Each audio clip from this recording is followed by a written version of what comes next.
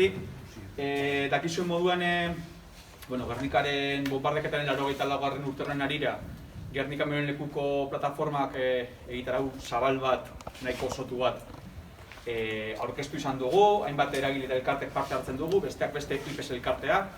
IPES elkartea azkeneko urtetan memoria elkarrizten bitartez urteko dinamika osoa plantatu nahi deu Gernika topaleku eta helduleku bezala kokatuta, eta batez ere ulertuta memoria atzotik edo atzoko errealidadea ezagutzeko bide bat badalako, baina batez ere gaurkoa errealidadea interpretatzeko eta biharko ere ikitzeko ezinbesteko lana bezala, eta horren bitartez iruditzen zaiguna da herritik sortzen da memoria, interes berezia, azpimarra berezia, eta guk emon beharko geniokela dagokion balioa, eta horretarako baitere Euskal Herrian barrena sortzen diren eta dauden memoria esperientzia ezberdinatik asko daukagula ikasteko eta horreri eutsi nahiko geniokela.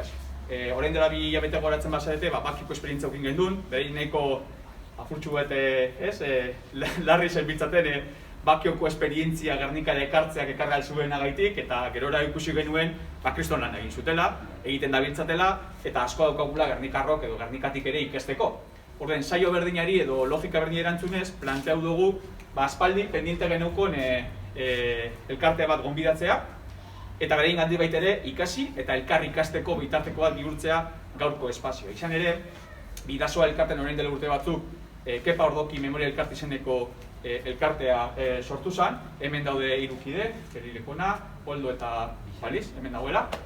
Eta honen bitartez, nahiko genukena da, Bidasoa aldean dagoen errealidade horretatik ere, memoriaren inguruan gogo eta kolektibo baterako espazioa sortzea.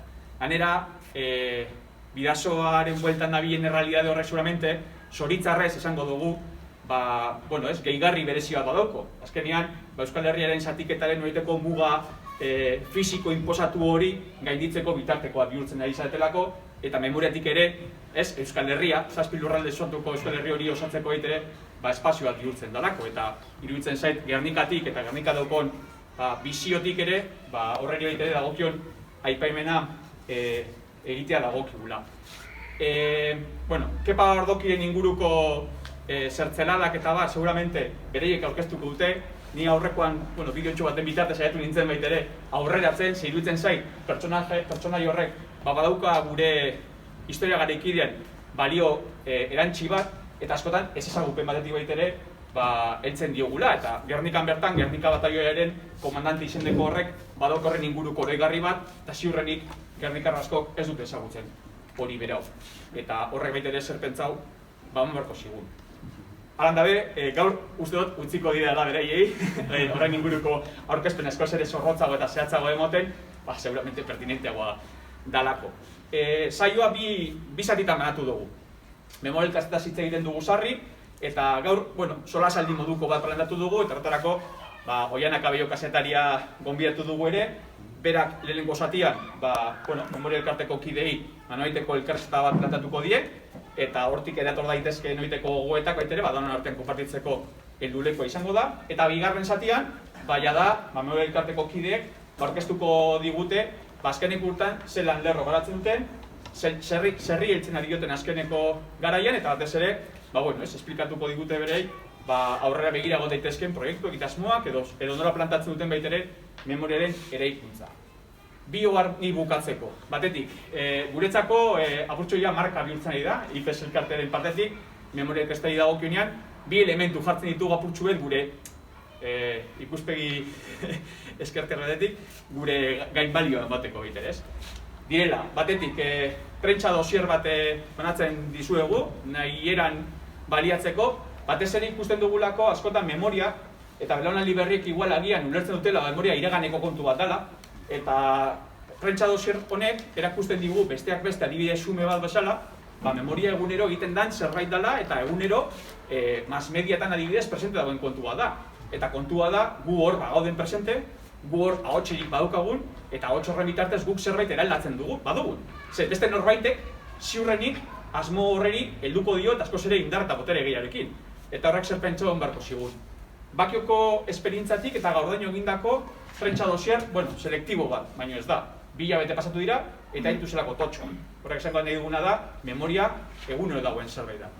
Hori batetik. Eta gero bigarrenik, gure solasaldik idei, ez daukagu gauza askorik, IPS elkartea 40 urteko ibilbide bat, badauko 44. bilagoaz, gora bera asko, ibilbide luzea, gauza askotan seguramente asmatu, beste batzutan igual agian ez, baina behintzat bai badaukaguna da, herri mugimendutik sortzen direzen espresio, dinamika, elkartekiko, begirune berezi bat eta gurateak beti zabalik.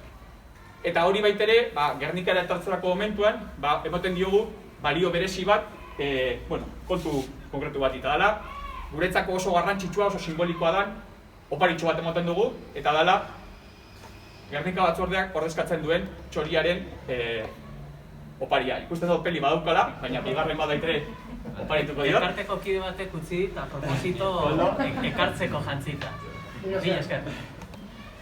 Eta hau nahiko simbolikoa dirudi, nahiko simbolikoa dirudi, guretzako da daukagun gauzarik oberena. Kolore dadun txoria, askatasuna ordezkatzen duen txoria, Gernika ordezkatzen duen txoria, eta seguramente jende askorentzako memoria oso desoreso bat ordezkatzen duen txoria da. Eta txori horrek egiten jarrai dezala aldarrikatzen dugu eta IPS horreri lotzen gatzaio. Hemendik aurrera zuen ardura ere bada hori erabatea labaizetara. Horrekin batera, azkeneko oparitxo moduen, IPS-en etorrera, aterrizajea azkeneko urtetan Gernikara, izan zen lehenengo proiektua 80. hamarkadako edo 80 urte hurreneko lehen egitasmoaren bitartez egin genuen, eta Gernikaren egiak izeneko liburuzka bat argitaratu genuen. Oianak abaiok ere, partatu zuena besteak beste. Eta, hemen bertan, Gernika batzorde edo Gernikaren 50. urte hurrenaren egitasmo zabalaren bitartez, Gernikaren egia izeneko mainguru bat izan zen, zeinetan izen handiko historiari asko Euskal Herritik kanpokoak etorri izan ziren Gernikako benetako egia kontatzera, IPSek orduan bere parte hartze izan zen orduko hitzailearen transkripzioa lortzea edo egitea, handik eta urte pilo batera, ni neu, kasualidadez, IPSeko artxiboan topatu nuen horrelako transkripzio mekanografiatu bat, eta horren bitartez egin genuen horrelako proiektu bat, vigentzia zeukolako handik eta kasi 40 urte eta gero. Eta, pentsatu duguna da, zuei baitere, horrelako oparitxo bat egitea. Eta honekin batera ja bukatu da opariak. Olentzero diudera. Eta batez ere, hortik aurrera, Oianaren tartea edo Oianak plantatzen duen solasaldiari ekingo dutzegu, eta hortik aurrera, memoria bizirik dagoela aldarrikatzeko espazioa dute. Eskerrik asko dan hori hemen gaurre etorti darren, eta gugaz konpartituti darren memoria ariketa hau, edo solasaldi elkarrizketa hau izeki gure dugu ariketatxu bet, ez? Pelilekunak emango dizkuza azalpenak, galderak erantzungo dauz, baina gure dugu kontu hau izetie esposizio bat baino gehiago konturatuteko zer dan benetan egunerokoan memoria egitea, ez? Eta, horretarako, Kepa Ordoki elkartie ekarri duguna, elkarte gazte bat, 2018an sortu zen elkartea. Inoiz ez da berandu memoria egiten hasteko eta?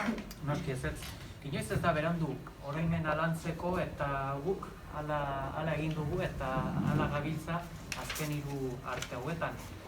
Gu Bidasoako bizilaguna gara, elkarteari eskualde izaera ematen diogu eta guretzat eskualdea da Bidasoa ibaiaren arroa, hau da Bortzigietatik hasita Hendaia eta Hondarribieraino, eta inguru horretan guk daukaguna da oroimenarekiko interes eta bokazio hori. Elkartea bi arrazoi nagusigatik sortu zen bereziki. Batetikan elkarteko kide batzuk eskualdeko oroimena lantzeko motivazioa zuten, ikusten zuten hor behar bat zegoela, eta gero 2018 ere urte berezia izan zen Kepa Ordoki Gernika Batalloiko komandantearen heriotzaren 25. urte hurrena betetzen zelako. Beraz, bi deia horiek hartuta, hasi ginen gutxinaka bilera batzuk. Hartuko dut eskultak bezala, hasi ginen bilerak antolatzen, gure artean, gelditzen ginen, eta Eta ikusi genuena zen, azkenean lan egiteko modurik egokiena elkarte bat sortzea zen. Eta hala egin genuen, elkarte bat sortu genuen, eta orduz geroztikan proiektu ezberdinak eta lanak egiten dugu. Nire kasuen, ni tokiko irrati batean lan egiten nuen, irrati horretan oroimenari loturiko proiektuak lantzen dituen, eta egun batean, lankide batek WhatsApp bat bidali zidan. Bilera ireki bat zegoela, oroimena lantzen. Ezin izan nuen bilerara joan, baina bai antolatzaileekin gero egon nintzen, eta pixka horrela hasi ginen. Eta esan beharra dago ere, Irunen badago Nikolas Gerendiain izeneko talde republikarra, beraiek ibilbide luze dute, oroimena landu dute, beraiek bereziki esango nuke desente zentratu direla Irungo defentsa eta Irungo borrokaldian, baina pixka bat guk ere gure keinu propioa eman nahi genion oroimenari eta pixkat ere ikusi nahi genuen betaurreko abertzale batzuetan. Eta, izena, Kepa Ordoki, eta zo elkartieri esan guratzue Igonek harina baipatu da moduan, ez? Euskal Herriko historian. Zergatik Kepa Ordokiren izena elkartearentzat, zer da zuentzako edo irundarrentzat eta Euskal Herriarentzat? Kepa Ordoki pertsonai berezia da. Guk horrela bilerak izaten ditugunan edo eta gure inguruko jendearekin topatzen garenean, normalean jende askok aipatzen digu Ordoki, nik Ordoki ezagutu nuen, edo eta anekdotaren bat, edo eta nire koñatuaren ez dakizar zan, eta alakoak. Baina pixkat, hasiko naiz Kepa Ordoki definitzen. Kepa Ordoki Irungo igeltsero bat zen, igeltsero gazte bat, ELA eta ANV-en militatzen zuena. 1926ko estatu kolpearen ondorioz, militar zirkustantzial bihurtu zen, gudari bilakatu zen, eta bere ibilbide militar horrek ibilbide luzea izan zuen. Pertsona independentea zen, ze Kepa Ordoki bere bizian zehar ideologia ezberdineko pertsonengana gerturatu da, adibidez, 1926an Irungo defentsan, ez dakigu zergatik, pixka bat ari gera arakatzen geroz eta gehiago, baina dirudinez Irunen ANV 1922an sortu zen, edukizun bere talde propioa, baina 1926an ez dugu arrastorik ikusten. Eta Kepa Ordokik esaten du, bera Irundikan Donostiara juntzenean, bera azkenean gertutasunez jeltzalengana hurbildu zala, eta berak eramaten zuen, bera zen bakarra ANV-ko ikurrina eramaten zuena. Gero, Bigarren Mundu Gerran, behin erresistentziatik pasata gero, Makian ibili zen. Eta Makian zegonean, gerturatu zen, Espainiako komunisten gana. Baina azkenean dena da, Ordoki ezen inorrekin ezkontzen, baina bera ezkontzen zen bere helburuekin. Eta bere helburua zen, bereziki, Euskaldun eta abertzale guztien batasuna Euskal Herriaren askatasuna hortzeko. Hori 36tik 70. hamarkadaraino barne. Ze, berak parte hartu zuen, Ipar Euskal Herrira, Euskal Herriko errefuxiatu asko iristen zirenean, pixka konparaketa bat egiteko, Telesforo Monzonek esaten zuen bezala, berak esaten zuen, hauen borroka berria gurearen jarraipena besterik ez da. Eta Ordokik ere, hala pentsatzen zuen, eta orduan juten zen bere testigantza ematera, epaiketetara, esatera De Gaulle generalak esan zizkion hitzak, gero aipatuko dugunak, eta hor pixkat asadatzen zituen bertako epaileak, eta gero bizia azaltzeko, saiatuko naiz ez asko lutzatzen, ze batzutan nahiko enroiatzen naiz. Baina, Kepa Ordoki, estatu kolpearen ondorioz, Irungo erresistentzia eta defentsan ibili izan, bolondrez gisa, gero Donostiara pasa zen, Donostiatik pixka bat, gudariak gutxinaka bereziki antolaketa bat zegoen, antolaketa ideologikoa, Kepa Ordoki hasieran Saseta bataioian egon zen, baina STV-ek sortu zitunean bere San Andres bataioia, orduan Ordoki deitu dizioten, esanez. Guk ere antolatu dugu gure bataioi antolatu haua, etor zaitez, eta bertan kapitain postua, kapitain rolan, ibili zen borrokan, egon zen hemen gertu, Kondia eta Kalamuako borroketan, hilabete luzez egon zen, gero berak aipatzen du ikusi zuela Gernikako bombardaketa Lekeitiotikan, pasa ziren bombardaketa eta gero pixkat ibilbide egin zuten izan zen, Elgoibar ingurua, Lekeitio, Sollubetikan ja Artxandaldera, gero ja Santanderrerantz hurbiltzeko gutxinaka, eta Kepa Ordoki Santanderren eta atxilotu zuten, berez eriotza zigorra zeukan, berez Ordoki erail behar zuten, baina hainbatetan lortu zuen eriotza horretaz ihes egitea, eta azkenean eriotza zigorra komutatu zioten,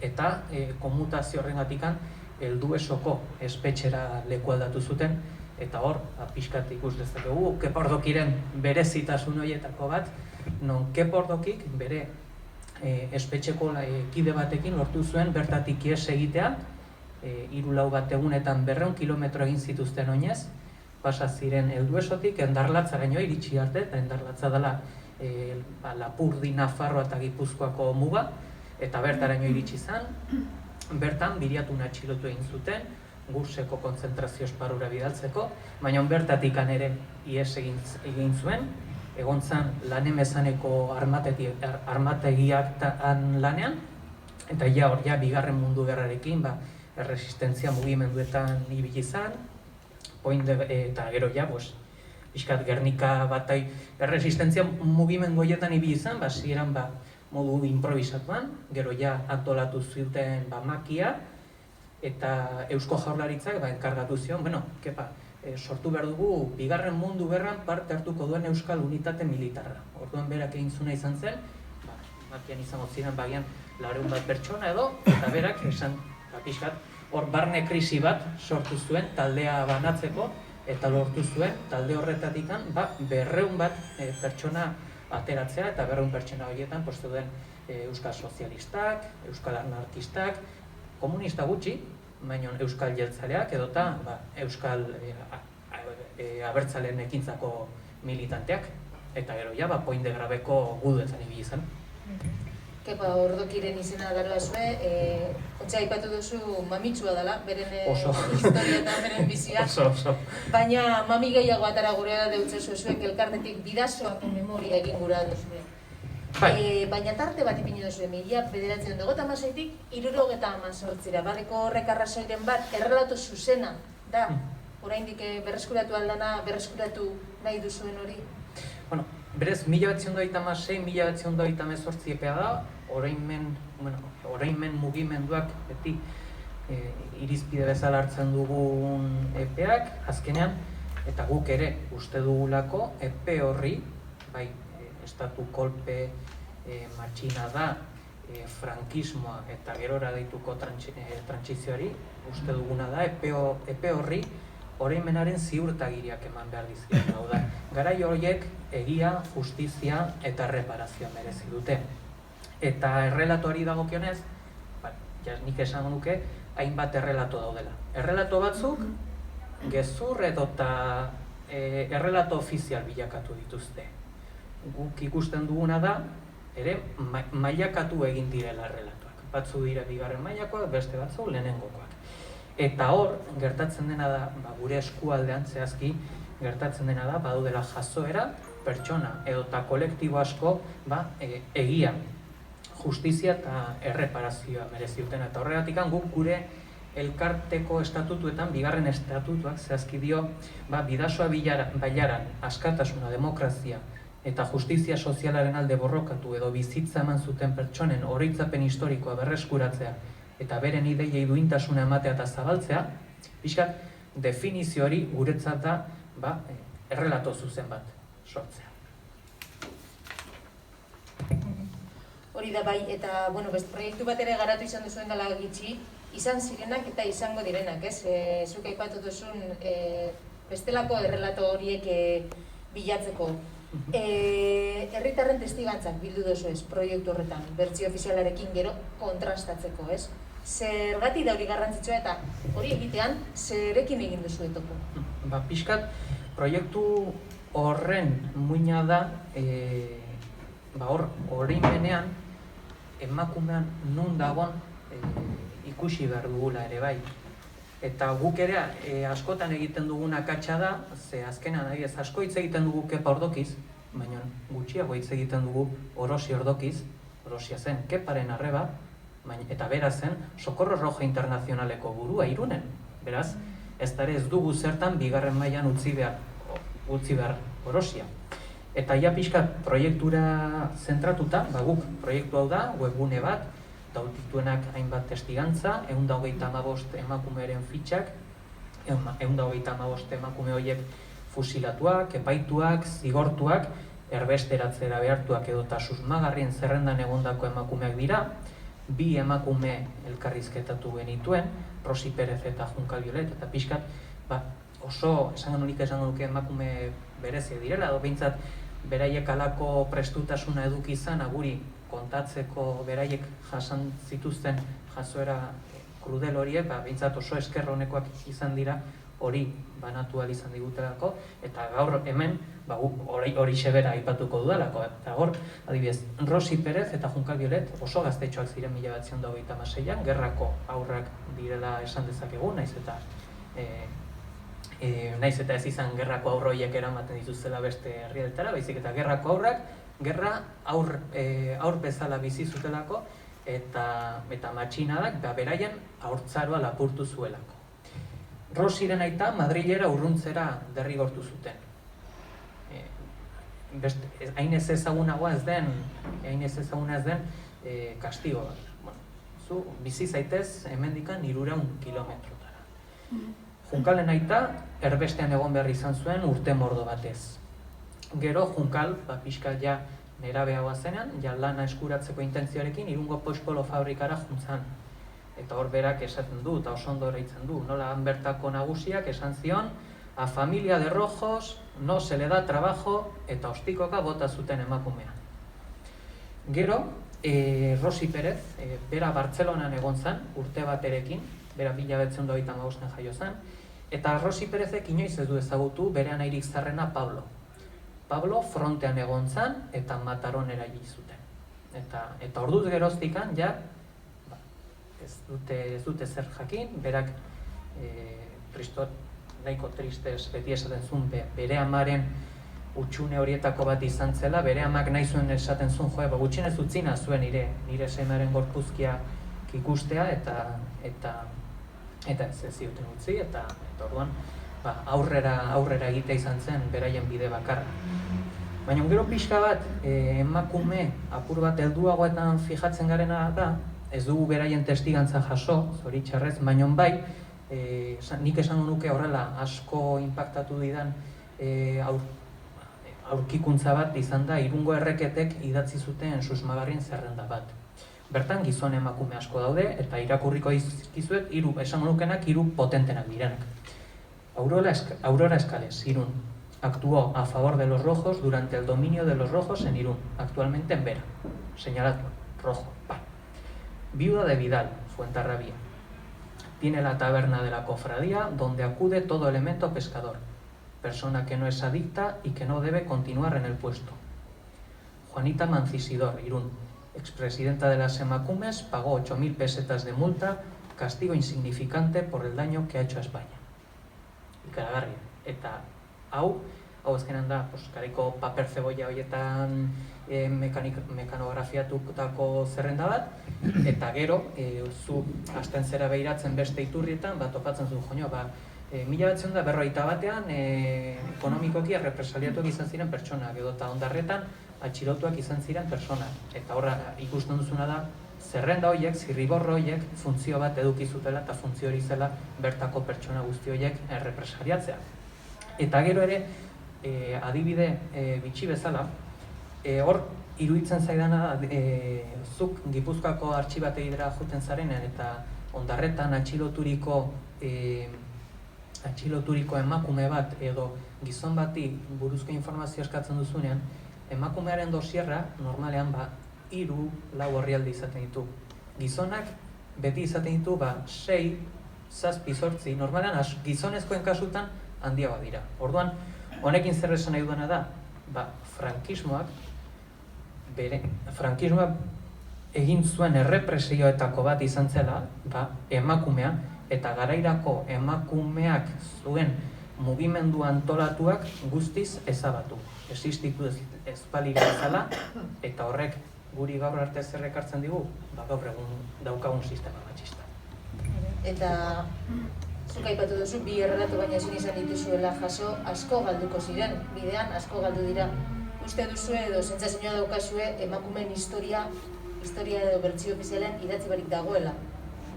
Noski, bereziki bertsio ofizialetatik guztiz kanpo. Eta hitz krudel horiek dira idatzita utzi dituztenak, baina ja oraindik puntu kritiko batekin jartzen baldin badira eta galdetzen baldin badugu geure buruari eta zer izan da idatzita utzi ez dutena, hor dauzkaguna da, emakume hilea mozten zitzaiela, errezino olioa ematen zitzaiela, paseatzen zituztela Irungo Koleon pasealekutik, Irungo kalerik nagusiena, edota bortxaketak, indarkeria sexistaz, garai horretaz, ez daukagu inolako erreferentziarik, baina zegoen, ere. Eta adibide bezala, Espainiar estatuan 3 argazki bakarrikan daude emakume rapatuenak, 3 soilik, baina testigantzak askoz ere gehiago. Hortaz, hor ikusten dena da, halako indarkeria, halako errepresioa zegoela, baina beraiek ere bazekiten zertan zebiltzaten, guztiz kontziente ziren, eta hori ezkutatu egiten zuten. Beste datu bat edo, kuskutxeatzen beste gauza bat ere irakurri dut eta atentzioa eman zidan eta nahi dotzut galdetu. Lehengo Irunen kaleren baten 2 espaloi omen zeuden, ez? Bat, el de los 2 reales eta bestea el de las peseta. Hori da, eta Kolon pasealeku bera da, Irungo kalerik nagusiena, eta justo esango genuke, Irungo erdigunea guztiz zeharkatzen duen kalea da, hasten da tren geltokia dagoenetik, San Juan plazaraino, Alde Zaharreraino, bi puntuak batzen dituen kalea da, eta pixkat horrekin, nik esango nukena da, Irun urte horietan oso klasista zela. Hau da, klasetan sailkatzen zirelako pertsonak eta klase batzuetakoa, erregimen berrira egokitu zirenak eta erregimen berrian hor goikaldean juntzirenak, juten ziren balio altuko espaloi horretatik eta beste guztia juten ziren balio txikiko espaloitik. Eta nola ez, begirada txarrak ere jasotzen zituzten. Hori da, Junkal eta Rosik aipatu zigutena. Beraiek esaten ziguten, noski gu, beti gure espaloitikan juten ginen, ez ginen aldatzen, eta gainera, naiz eta gure espaloitikan junta, gaizki begiratzen ziguten. Eta pixka bat, ausartzen naiz, klasismoaren eta hau, gaur arte iritsi den kontu bat dela.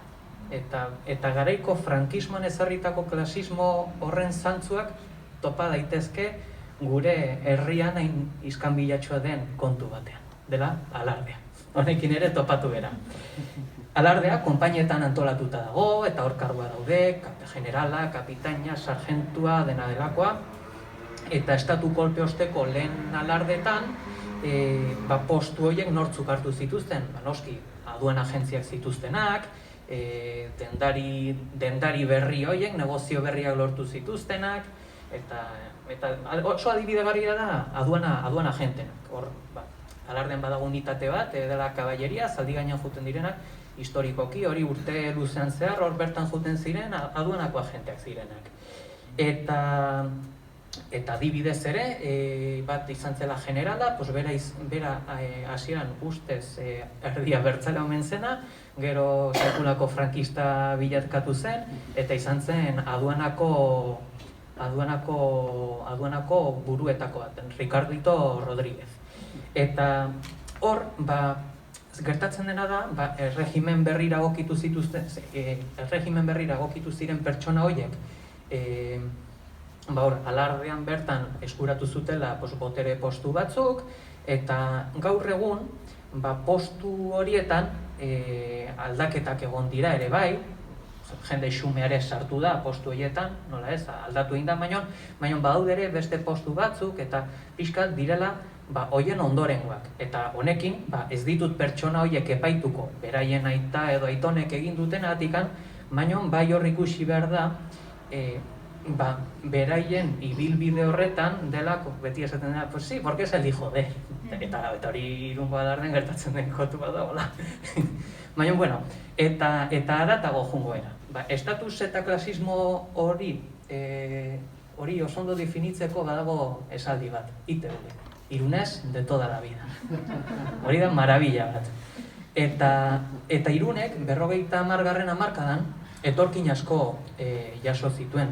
Irun, hiri nahiko erdalduna da, eta etorkin hauek hirira iritsi zirenean, hirian integratzeko baliabide bat izan zen alardea bera.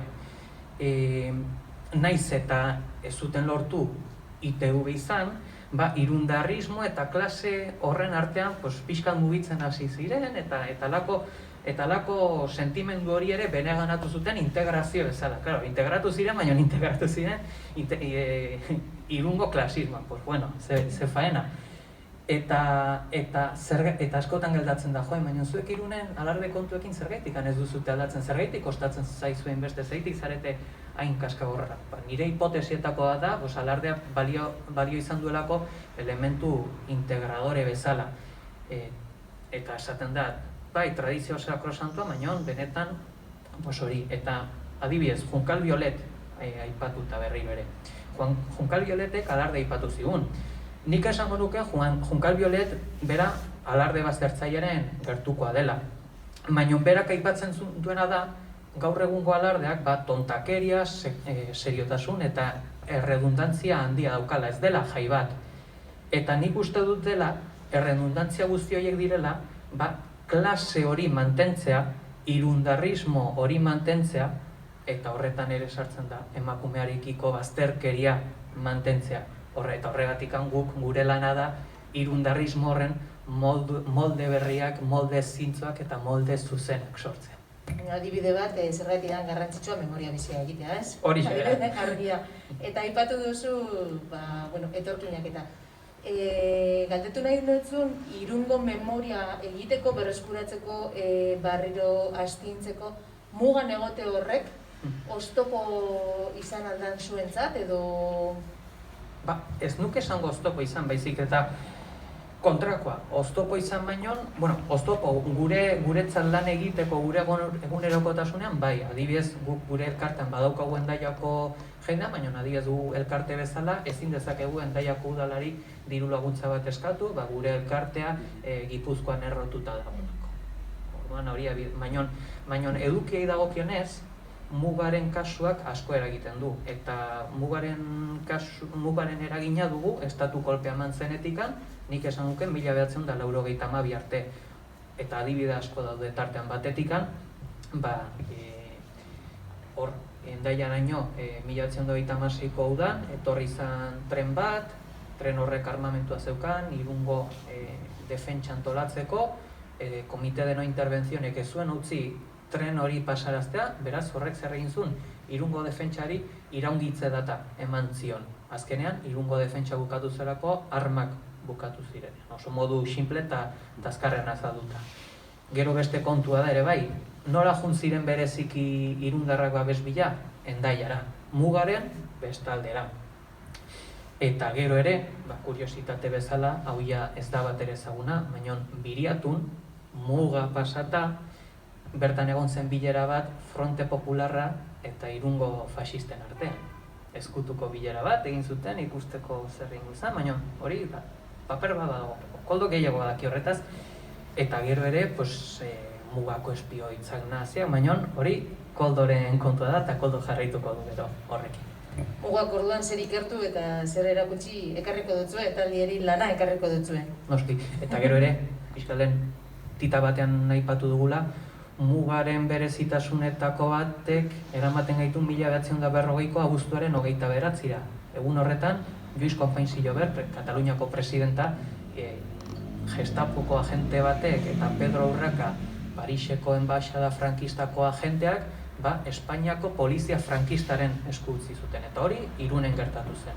Eta esan dezakegu, azkenean gure tokiko historiaren jasoerarik beltzetakoenetako bat ere bai dela Lluís Companys-en atxiloketa, deportazio eta fusilaketa. Beste, lehen aipatu duzu zuen estatutuetan ze ardatz edo oinarri ditu zuen. Eta bai, elkarrizketa batean edo irakurri nutzun hori, elkartearentzat ezinbestekoa da oroimen historikoak eskatzen duen errespetua. Herrien etorkizunerako eta pertsona aske eta solidarioen garapenerako. Askeak izan algara izan gaitezke herritarrek berreskuratutako oroimen historikorik gabe? Ez da pentsatule. Guk gizarte oparo bat etorkizunezkoa, fundamentuzkoa sortzeko oroimena behar dugu. Jakin behar dugu, nondik gatozen, nora joan nahi dugun jakiteko. Eta are gehiago, George Orwellek bere esaldia da, quien controla el presente, controla el pasado, y quien controla el pasado, controlará el futuro. Hortaz, gure herriaren buru jabetasuna eskuratzeko ere, jakin behar dugu zergaitik, nola eta nondikan etorri garen. Eta errespetuari dagokionez, honekin esan nahi duguna da, ezin ditugula atzera pausoak eman. Paco Pérez Luzarreta, Gernika Batalloiko gudariak, Inigo Urkullu lehendakariari esan zion. Berak errepublika bat ezagutu zuela, errepublika hori kendu zutela, eta oraindik ez dela errepublika hori itzuli. Hortaz, errepublika bat egon arte, dena delakoa, berdin zait, ez gera itzuliko lehengo minimo horietaraino ere ez. Azken finean, sistema hautsi egin zelako 1936an, diktadore bat egon zen, honek monarkia berrezarri zuen, eta esaten den bezala, atado bien atado, ezta? Holanda, bai. Beste kontu bat transmisioarena izan daiteke, zuek lan bat egiten ari zarete, memoria elkarte danak lan bat egiten dute, lan hori geroratzeko, lehen esan duzu, iragana kontrolatzen badugu, etorkizuna gurea izango da, baina transmititu alizateko lehenengo gertatutakoa. Ezagutu behar da, alde batetik eta bestetik, transmititzen ere jakin behar da. Transmisioaren kultura hori oraindik gugan dago, lehengo gure arbasoen edo aitita momen transmititzeko kultura hori gugan dago edo galtzen ari dela uste duzu? Azkenean galtzen ari da, baina galtzen ari da natura beragatikan. Jazoera guzti hauek jasan zituzten pertsonak, zoritxarrez hil egiten dira, askotan beraien testigantzak idatzita uzten dituzte, bestetan ez, baina, azkenean gertatzen dena da hezkuntza zentroekin bilera bat eduki genuen, eta esaten genuen zen, zergaitik ez dute jakin behar gure seme-alabek, zergaitikan plaza honek izena duen J.R. Agirretxe, tipo hau Irungo alkate frankista izan zen, nola da posible orainikan plaza bat mantentzea edo pasatzen direnean Irungo geltoki ingurutikan, han badago pabelloi bat izena dura Pequeña Velocidad, izan zen Irungo kontzentrazio esparru handienetako bat, zegu askotan kontzentrazio esparru aipatzen dugunean, beti burura etortzen zizkigu Auschwitz, Polonia eta kontzentrazio esparru hauek, baina gurean ere eduki ditu kontzentrazio esparruak, bertan jendea gonda, eta bertan jendea gonden bezala, heriotzak eta erailketak egon dira alako lekuetan, hori ala da. Horregatikan, oso garrantzitsua da transmisioa. Eta azkenean, guk ere askotan esaten duguna da, gazteriak eskubidea duela zer gertatu zen jakiteko. Eskubide maila. Irungo historia, igual hainbestez, baina berridatzi beharko litzateke modu batera edo bestera? Hor, pixkat, berridatzi hitza zehazki ez nuke erabiliko. Ze adibidez, Irungo historia ofiziala idatzi duena Emilio Navas da. Beraz da, Irungo udal frankistako idazkari sakrosantua, berak garaiko kaja de ahorrosekin egin zituen hiru totxo, Irungo historia buruz, eta hau da dagona, baina horrek ditun zuloak sekulakoa dira. Eta gainera, adibidez hor topatu genuen 1929an, se enrolaron, se licenciaron en el ejército, pues dena super guai, super ondo. Ze ejército frankistan. Eta hor, guk uste duguna da, berridatzi baino, hau da, dagoena borratu eta gainean idatzi bainoan, hobeagoa dela horrekiko kritikoa izatea eta idatzitako gauza asko gezurtatzea. Irakaspen baliagarriagoa delako, jendeak jakin dezala ere, hoiek gezurretan ibili zirela, eta dena ez dela, idatzita utzi duten bezala, dena ez delako ez txuria, alabeltza, tartean gris asko daude. Eta horretarako, eta pixkat Gernikara erorita, Gernika bombardatu zen, baina Gernika bombardatu bezain pronto, egunkari faxistetan agertu zen, los rojos han quemado Gernika. Zuek ni baino gehiago jakingo duzuen, baina titular horiek hor zeuden. Irunen ere pixkat antzeko gertatzen da, Irungo erreketarekin, beti esaten da, Irun anarkistek errezutela, erretiradan, eta errezutela dena goitik bera. Hau guztiz ez da hala. Irun abuztutik aurrera bombardatu zuten, eta bertan Irunen egondako polizia republikanoek idatzita utzi zuten, bombardaketa horietarako erabili zirela su-bombak. Eta su-bombek zer egiten dute, erortzen diren lekuak erre. Eta harrapatzen duen guztia erre egiten da. Eta egia da, etxe batzuk errez zituztela anarkistek, baina pixkat ere, beraiek ere jakin zuten nola erre berzuten, erre zuten, aduan agentzien etxeak, eskuindarren etxeak eta faxisten etxeak. Adibidez hor dago, Irunen auzo bat dago, Anakan, dela 1920 hamarkadan eraiki zutena, etxe horietako gehiengoak langileak ziren, sozialistak, etxe horiek perfecto gelditu ziren. Hortaz, lehen esan duen bezala dena ez da zuria alabeltza, tartean gris asko daude. Eta bukatzen joateko zurekin hitz egiteko aukera izan nuenean telefonoz, efemeride batzuk eta bitxikeri batzuk aipatu eustasun. Gernikan zaude eta Gernika bataioko komandanteren izena daraman elkarte bateko kide zara. Baina horrek efemeride eta kontu gehiago ere baditu, ezta? Bai, adibidez, asteko lehen aipatu bezala, Kepordoki Gernikatik ibili izan, pixka bat estatu kolpearen osteko defentsa horretan, eta berak, idatzita utzi zuen, elkarrizketatu zutenean, berak nola bizi zuen Gernikako bombardaketa.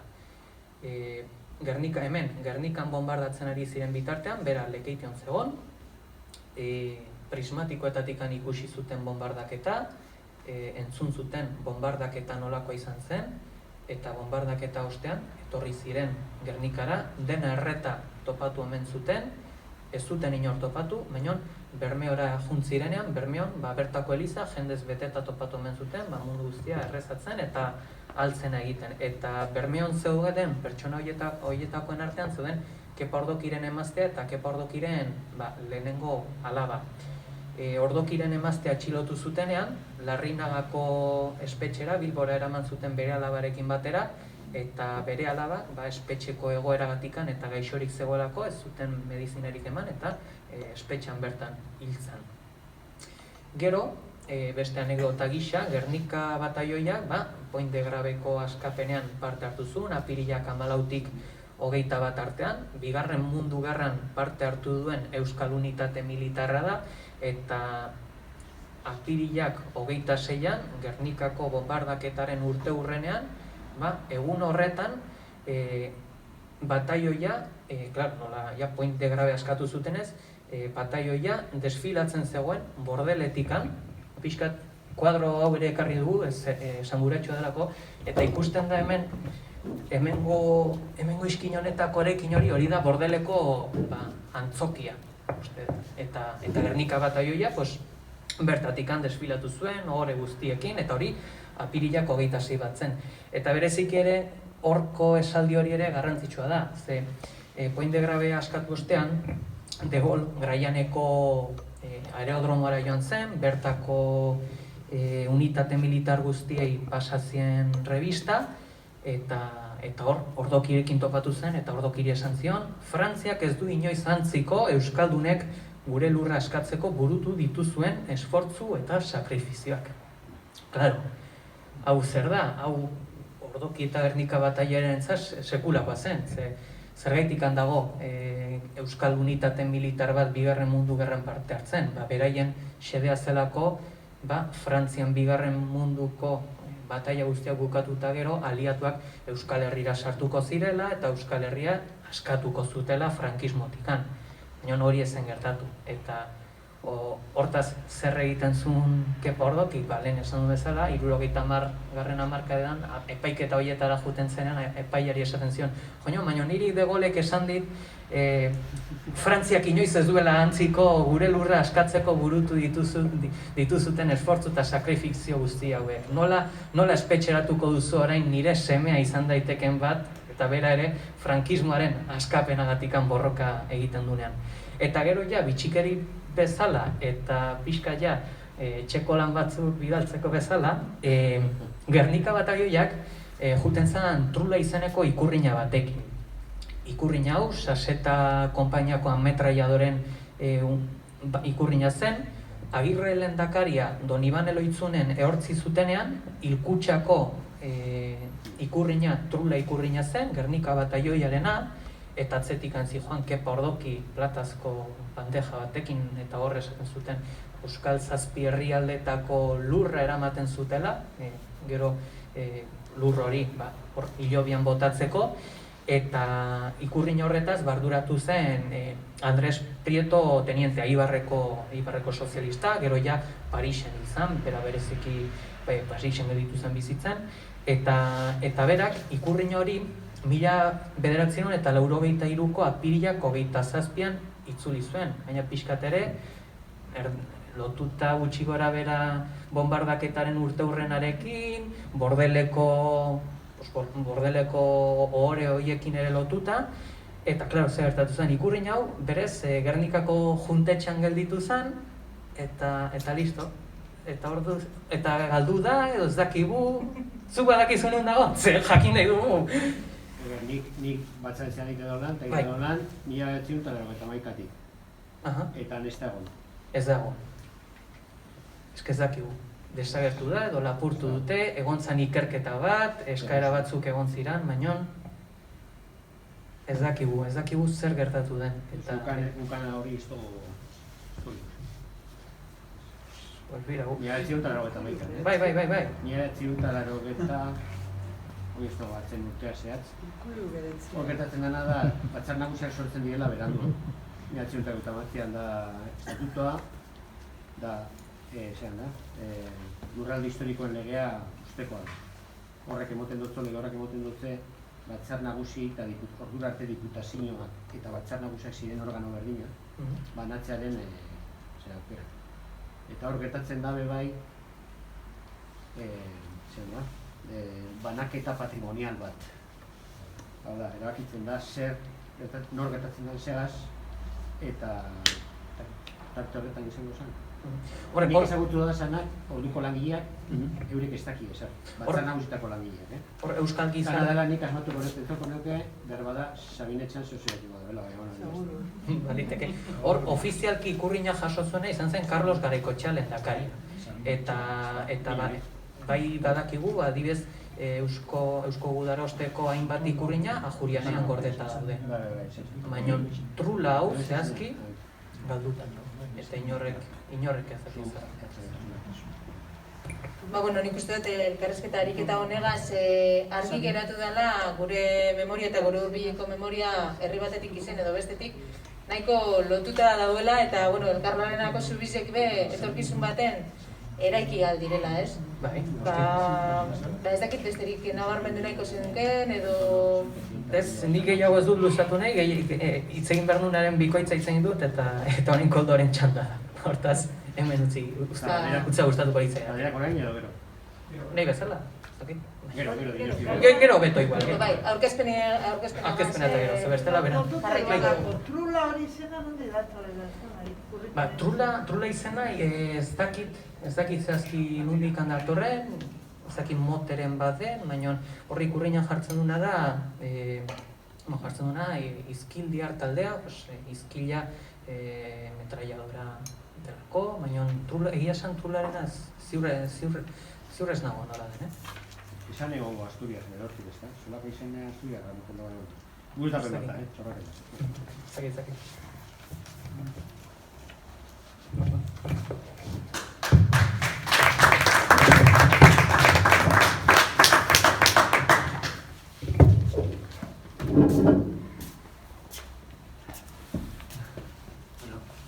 Arratsaldeon denoi. Buenas tardes a todas y a todos.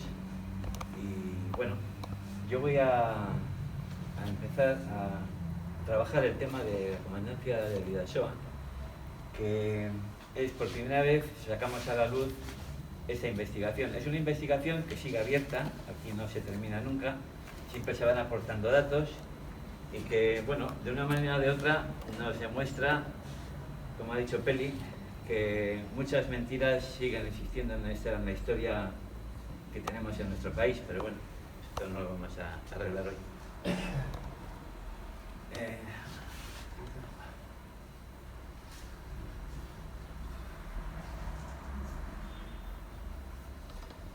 El recorrido que vamos a hacer esta vez es sobre todo en el año 1937, en datos de la comandancia de Irún y de Bidasoa, porque la comandancia de Bidasoa era Vera, era Hondarribía, era Irún y llegó en su día hasta el Roncal. Luego las cosas se fueron poniendo más en su sitio. Pero lo más importante y lo más duro que pasó en la comandancia fue en el 1937, que bueno, fueron datos que realmente no salen en ningún sitio, nadie sabe en Irún cosas de estas, o sea, esto es un silencio asombroso.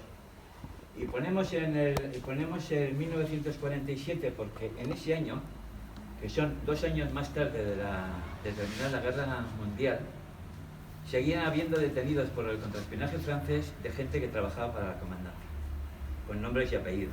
Entonces, pues bueno, ahí está, ¿no?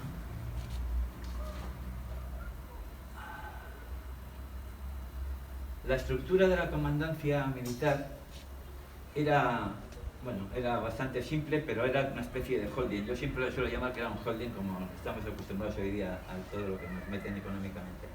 La jefatura de fronteras, que siempre ha existido, el gabinete de espionaje y contraespionaje, y lo que he llamado yo Irún, ¿no? Es decir, lo que había dentro de la comandancia. Por ejemplo, para que no lo hemos nombrado, había un jefe de contabilidad, que era una persona de Irún, y que bueno, controlaba el dinero con una honradez, según decían ellos, asombrosa. Hasta ahí. La jefatura de fronteras, una de las cosas que había era el control de las personas que pasan por las fronteras. A eso se llamó en su día Comisión de Admisión, pero que posteriormente cambió de nombre, como luego sabremos. Luego, en segundo lugar, los repatriados. Repatriados estaba, digamos, el depósito, que no era un campo de concentración, como algunos han dicho. Eso estaba en Hondarribía, y era gente que venía de las embajadas, sobre todo a las embajadas de Madrid, que venían es decir, los traían hasta Hondarribía. En Hondarribía lo que hacían ellos es esperar la documentación de la policía y sobre todo los avales de gente conocida. Luego la emisión de salvoconducto sí se hacía en la comandancia de Bidasoa de Irún. En Hondarribía también se fabricó, de esto hay muy pocos datos, el control de fichas personales, los que se llamaban fichas azules, que eran personas que eran personas republicanas y se iban apuntando todas estas cosas, ¿no? Ellos se iban haciendo fichas, luego lo veremos, se llegaron a hacer hasta 35.000 fichas en Hondarribía, ¿no? Y por último, el campo de concentración, que prácticamente sería el tema de una charla también, ¿no? Pero bueno, lo vamos a hacer de una manera rápida. Luego, en Irún, lo que había, o sea, lo que tenía la comandancia era el control de bienes incautados y sus cobros, es decir, sus rentas. Esto también lo hacía el ayuntamiento, pero bueno. La oficina de prensa, la oficina de correspondencia, todos con su censura correspondiente, el control del dinero y sobre todo su estampillado, el control de moneda extranjera sobre todo. Algunos miembros civiles y militares que vamos a nombrar, nombramos 7, pero hay infinidad de ellos. Y la oficina militar alemana. Este dato apareció en un libro conforme Desde el minuto 1, los alemanes y los italianos estaban en Irún. Y me voy a permitir leeros un dato, es una frase de 4 líneas, del periodista Jacques Rever, del vespertino Sechouag, del 3 de enero del 38, que decía: en la comandancia militar de Irún, donde estaban instalados las oficinas de la Gestapo y los despachos del Tercer Buró. El Tercer Buró era la Abwehr, la inteligencia militar, dirigidos por el coronel Nicolai. 2 oficiales de Franco sirven de pantalla española para esta filial alemana: el comandante Troncoso, Julián Troncoso, y el capitán Ibáñez. Esto era lo que definía este periodista en el año 38, ¿no? Bueno. El espionaje y contraespionaje que se va a trabajar, hablamos del SIFNE, que esto es la primera oficina de espionaje que se hace, creada por Mola, que se hace en Nachonea. Luego el SIMP, que a partir del año 37, abril del 37, se fusiona el SIFNE con el SIMP militar y sale el SIMP. Esta segunda oficina ya se aplicaba, era información más sabotajes. Lo primero era prácticamente así, había algún sabotaje, pero era muy poquito. En el gabinete de criptoanálisis había 2 criptoanalistas, que luego lo mencionaremos. Los emisores, había 2 emisores de radio, siempre estuvieron, estaciones de espionaje o antenas de espionaje. Esto con el tiempo fue creciendo y se llegó pues prácticamente pues por toda Europa, ¿no? Luego sacaremos. La Legión Negra, esto era una serie de comandos que había en Irún. La Legión Negra era un título de una película que estaba de moda entonces. Luego lo llamaron también sección especial. Bueno, en fin. Luego está la sección de cartografía, que luego hablaremos, y los sabotajes propiamente dichos. La jefatura de fronteras, hablamos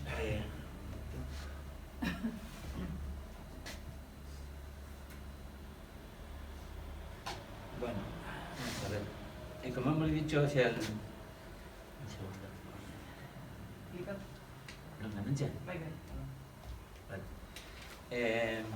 Este es el control de personas en la frontera. Yo estuve haciendo un trabajo sobre esto y nos encontramos alrededor de unas 3.000 fichas, una especie de medio folio más o menos, ¿no? De todas las personas que volvían. Entonces volvían de sitios más dispares, pero muchísima gente estaba en la zona de la Purdi.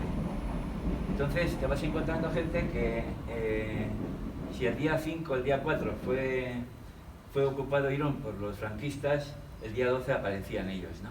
Entonces, bueno, pues te vas encontrando con que a estas personas nunca les ponían pegas. En el papel que ponían, con un lápiz rojo, te ponían una B, era el que pasaba. Pero también había una categoría, y es que había los que estaban condenados al purgatorio. Y el purgatorio era gente que era dudosa y le decían: hombre, si has estado un año allí, pues te estás otro año más. Y lo dejaban en el parrel. Y luego los que estaban, por ejemplo, que estaban fichados, o gente que había estado defendiendo Irún con las armas, pues tenemos un caso como es Julio Salinas, que pasa la frontera el día 12, está en el papel, y el día 18 lo fusilan. Esto se llamó también, unos días más tarde, en diciembre, se cambió de nombre y se puso Comité de Información y Residencia. Y bueno, pues todo es control de personas oriundas de la zona del Bidasoa y su posible apoyo a la causa republicana. Y anteriormente, como hemos dicho, se llamó el Comité de Admisión. Y hay 5 personas que salen en el ABC del día 14 de octubre del 36 y son Santiago Fernández Urtizberia. Este era el dueño de una agencia de aduanas. Este hombre fue agente nazi en la Segunda Guerra Mundial y colaborador de los agentes en la Primera. José Ángel Fernández Casadevante fue alcalde de Irún. Cuando se hizo el golpe de Estado, fue el primer alcalde nombrado por los militares. Ricardo Vergareche es un agente de aduanas, Manuel Cizabarrena otro, y Guillermo Echenique también se movía en ese campo. Entonces, Tenemos esto es Hondarribia, y en los círculos, estos dos círculos que tenemos, el de la derecha, es donde se hacían los papeles para la gente que venía de fuera. Me comentaba ayer Peli que uno de los que apareció para que le avalaran y para encontrar una documentación fue Escrivá de Balaguer, todos conocemos quién era. Y bueno, pues en el círculo de la izquierda es donde dormían, era el Hotel Miramar, ¿no?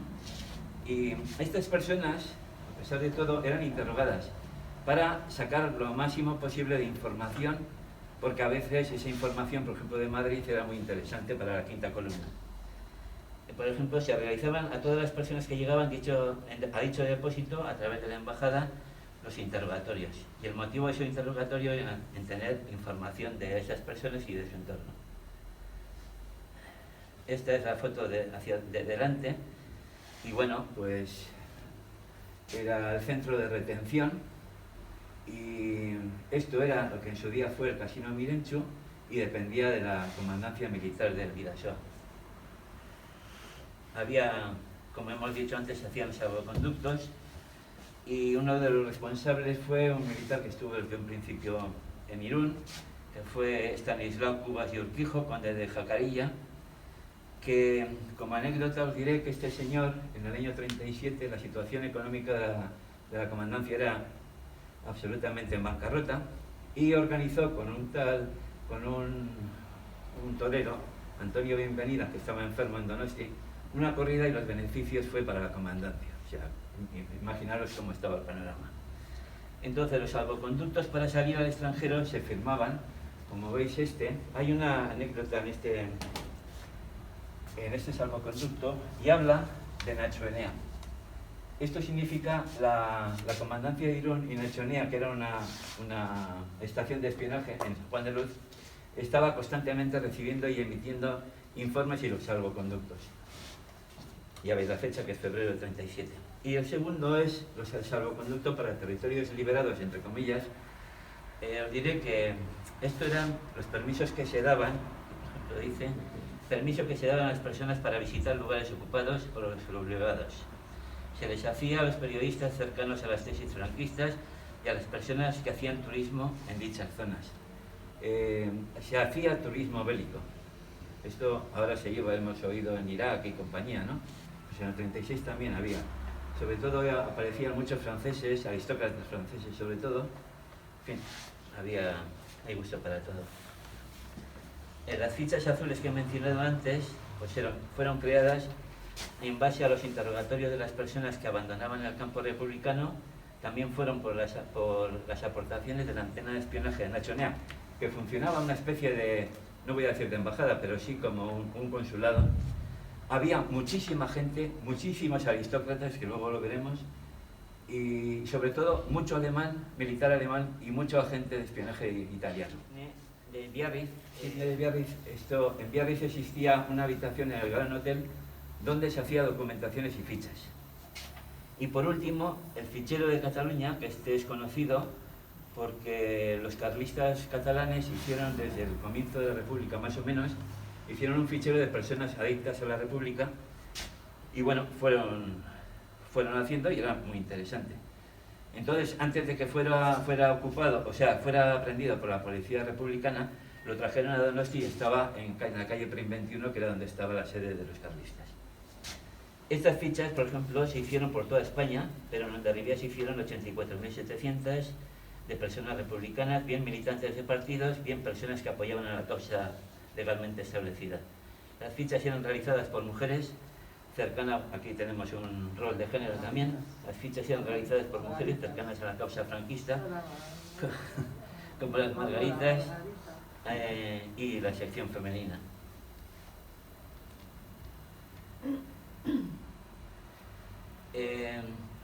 Hemos hablado antes de los bienes incautados. Bueno, se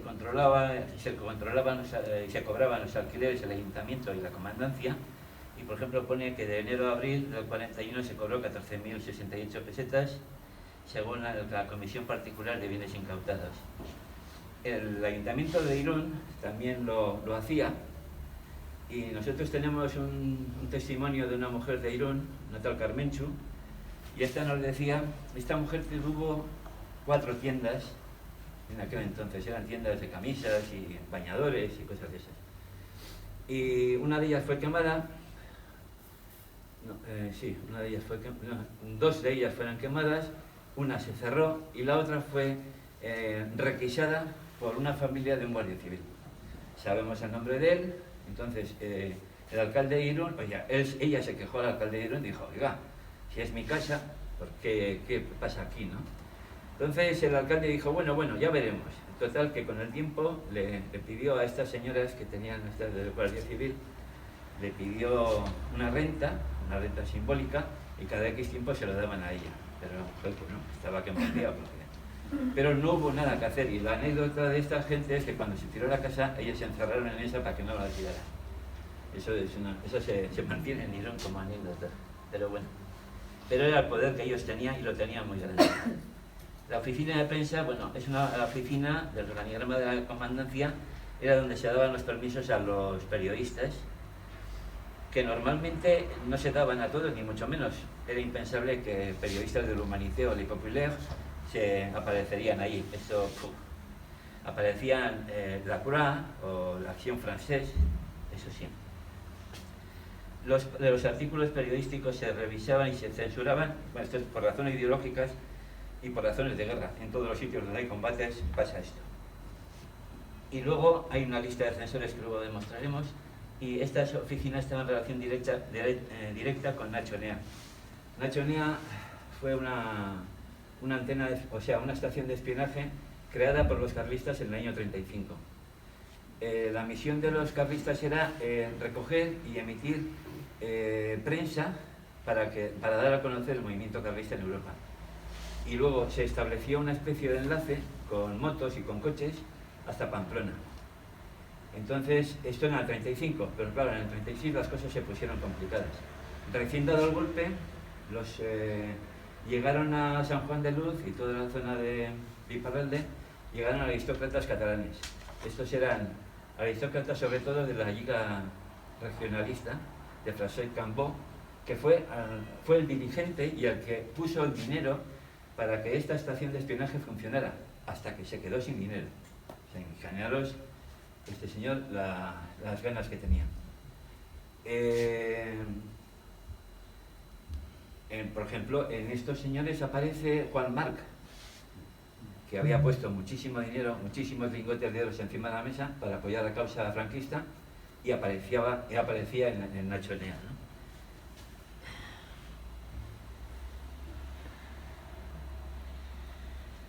En la oficina de correspondencia algo parecido ocurría, y toda la correspondencia era censurada. Una de las veces nos comentaba con Carl Violet que le trajeron el sobre de una carta que había mandado a su padre, que cortaba pinos en Francia, en la zona de Burdeos, en Aquitania, y le dijeron, tienes que pasar por la comandancia para recibir la carta y a ver qué pone. Le dijeron, pero la otra pues fue con miedo, y con su madre fueron las dos. En esta lista, que prácticamente no se ve, pero aparecen 12 censores. Estos tuvieron el grado de alférez de complemento mientras durara la guerra. Y es gente, hemos analizado, y bueno, pues gente normalmente era mayor, sobre todo, y gente de dinero, con cargos nobiliarios y todo eso. El más conocido para nosotros es Félix Laborda Gorostidi, que es el primero, que fue alcalde de Hondarribia y era consejero del Banco de Irún, y bueno, pues era un propietario que en aquel entonces se definía como algo, pues bueno, de categoría social. El control del dinero y del estampillado, de esto no hay mucho escrito, pero tenemos un trabajo que a medio hacer, sobre todo gente de Irún, que como no, el dinero fueron detenidos en el año 38 por el contrabando de divisas, ¿no? Luego lo detuvieron también en el 42. Pero lo que vamos es que el principal negocio de la comandancia fue el tráfico de divisas y el control del dinero, bien el estampillado, bien el dinero republicano, que ambos se cambiaban en Iparralde. El gesto era muy sencillito. Se pasaba el dinero republicano, bien estampillado, bien no, se pasaba a Francia En Bayona había un refugiado que era el cabecilla de todo este movimiento. Entonces, llegaban allí, había un capuchino de Donosti y un fraile, o no sé, un sacramentino, parece que era, en Biarritz. Entonces, estos y más gente lo que hacían era canalizar ese dinero, comprar francos al cambio que sería. Esta sociedad se llevaba el 5% de esta movida de dinero y volvía a devolver, volvía a Donosti, por ejemplo, ¿no? Entonces, claro, la gente que tenía dinero iba a comprar francos, era una moneda segura en aquel entonces, porque el dinero estampillado sabíamos cómo era. Entonces lo que hace esta gente empieza a comprar francos. Entonces aparecen personas muy de derechas que se habían sacrificado por la causa, pero lo que les interesaba era el dinero. Y bueno, pues esto se va sabiendo. Miembros civiles y militares de la comandancia, se me olvidó poner el nombre del comandante Troncoso, el capitán Miguel Ibáñez. Esta persona tiene un pasado un poco turbio. El capitán Antonio Martín Montís, que era el hijo del conde del marqués de Linares. Santiago Fernández Urtiberea, que lo hemos visto. Antonio Bazán, que era un agente de aduanas, se encargaba de la movida de la aduana de la comandancia. León y Laurent Pardó, que eran dos hermanos que llevaban una agencia de aduanas en Hendaya. Estos, junto con Fernández Urtiberea, se dedicaban a productos alemanes, es decir, a la recepción de productos alemanes. Ellos lo trabajaban. Entonces estos, sobre todo el León Pardo, tuvo que exiliarse en Burgos porque les pillaron con bombas, que luego hablaremos de todo eso, material explosivo. Luego estaba Robert Payoc. Robert Payoc es un francés de extrema derecha, y ese tenía un puesto en la comandancia. Su labor era canalizar todos los voluntarios que iban franceses, que iban a luchar a favor de Franco, los recibía él y los iba colocando. Normalmente se mandaban muchos de ellos a Talavera, donde se intentaba formar la brigada Juana de Arco, que bueno, hubo sus más y sus menos. La Legión Española se negó en rotundo a que ellos formaran una brigada y ahí se quedó. La mayoría de estos franceses terminaron en las unidades del Requeté. Y luego el comandante Manuel Pérez Urruti, bueno, pues este es un conocido, que luego fue jefe del SIM, y hay muchos más, insisto. La oficina militar alemana, pues, aparte de que existía una placa en la comandancia, algunos oficiales pues era von Olsten, del servicio de espionaje alemán, capitán Karl Gran, que era su asistente. Había otro que se llamaba Fischer también. Estos que os digo yo primeros vivían en Hondarribia, en el Hotel Jauregui, y las reuniones las hacían en el Hotel Concha, que ya no existe. Y cuando las reuniones ya muy importantes se hacían en el Hotel Continental y en Londres, de Londres. Luego aparece el coronel Bauer, que esta es una figura que va a tener una repercusión enorme. El coronel Bauer es un físico y químico, que luego hablaré de él, que apareció en un submarino. Esto es como una película, el submarino U-27, venían de Portugal y desembarcó material para hacer bombas.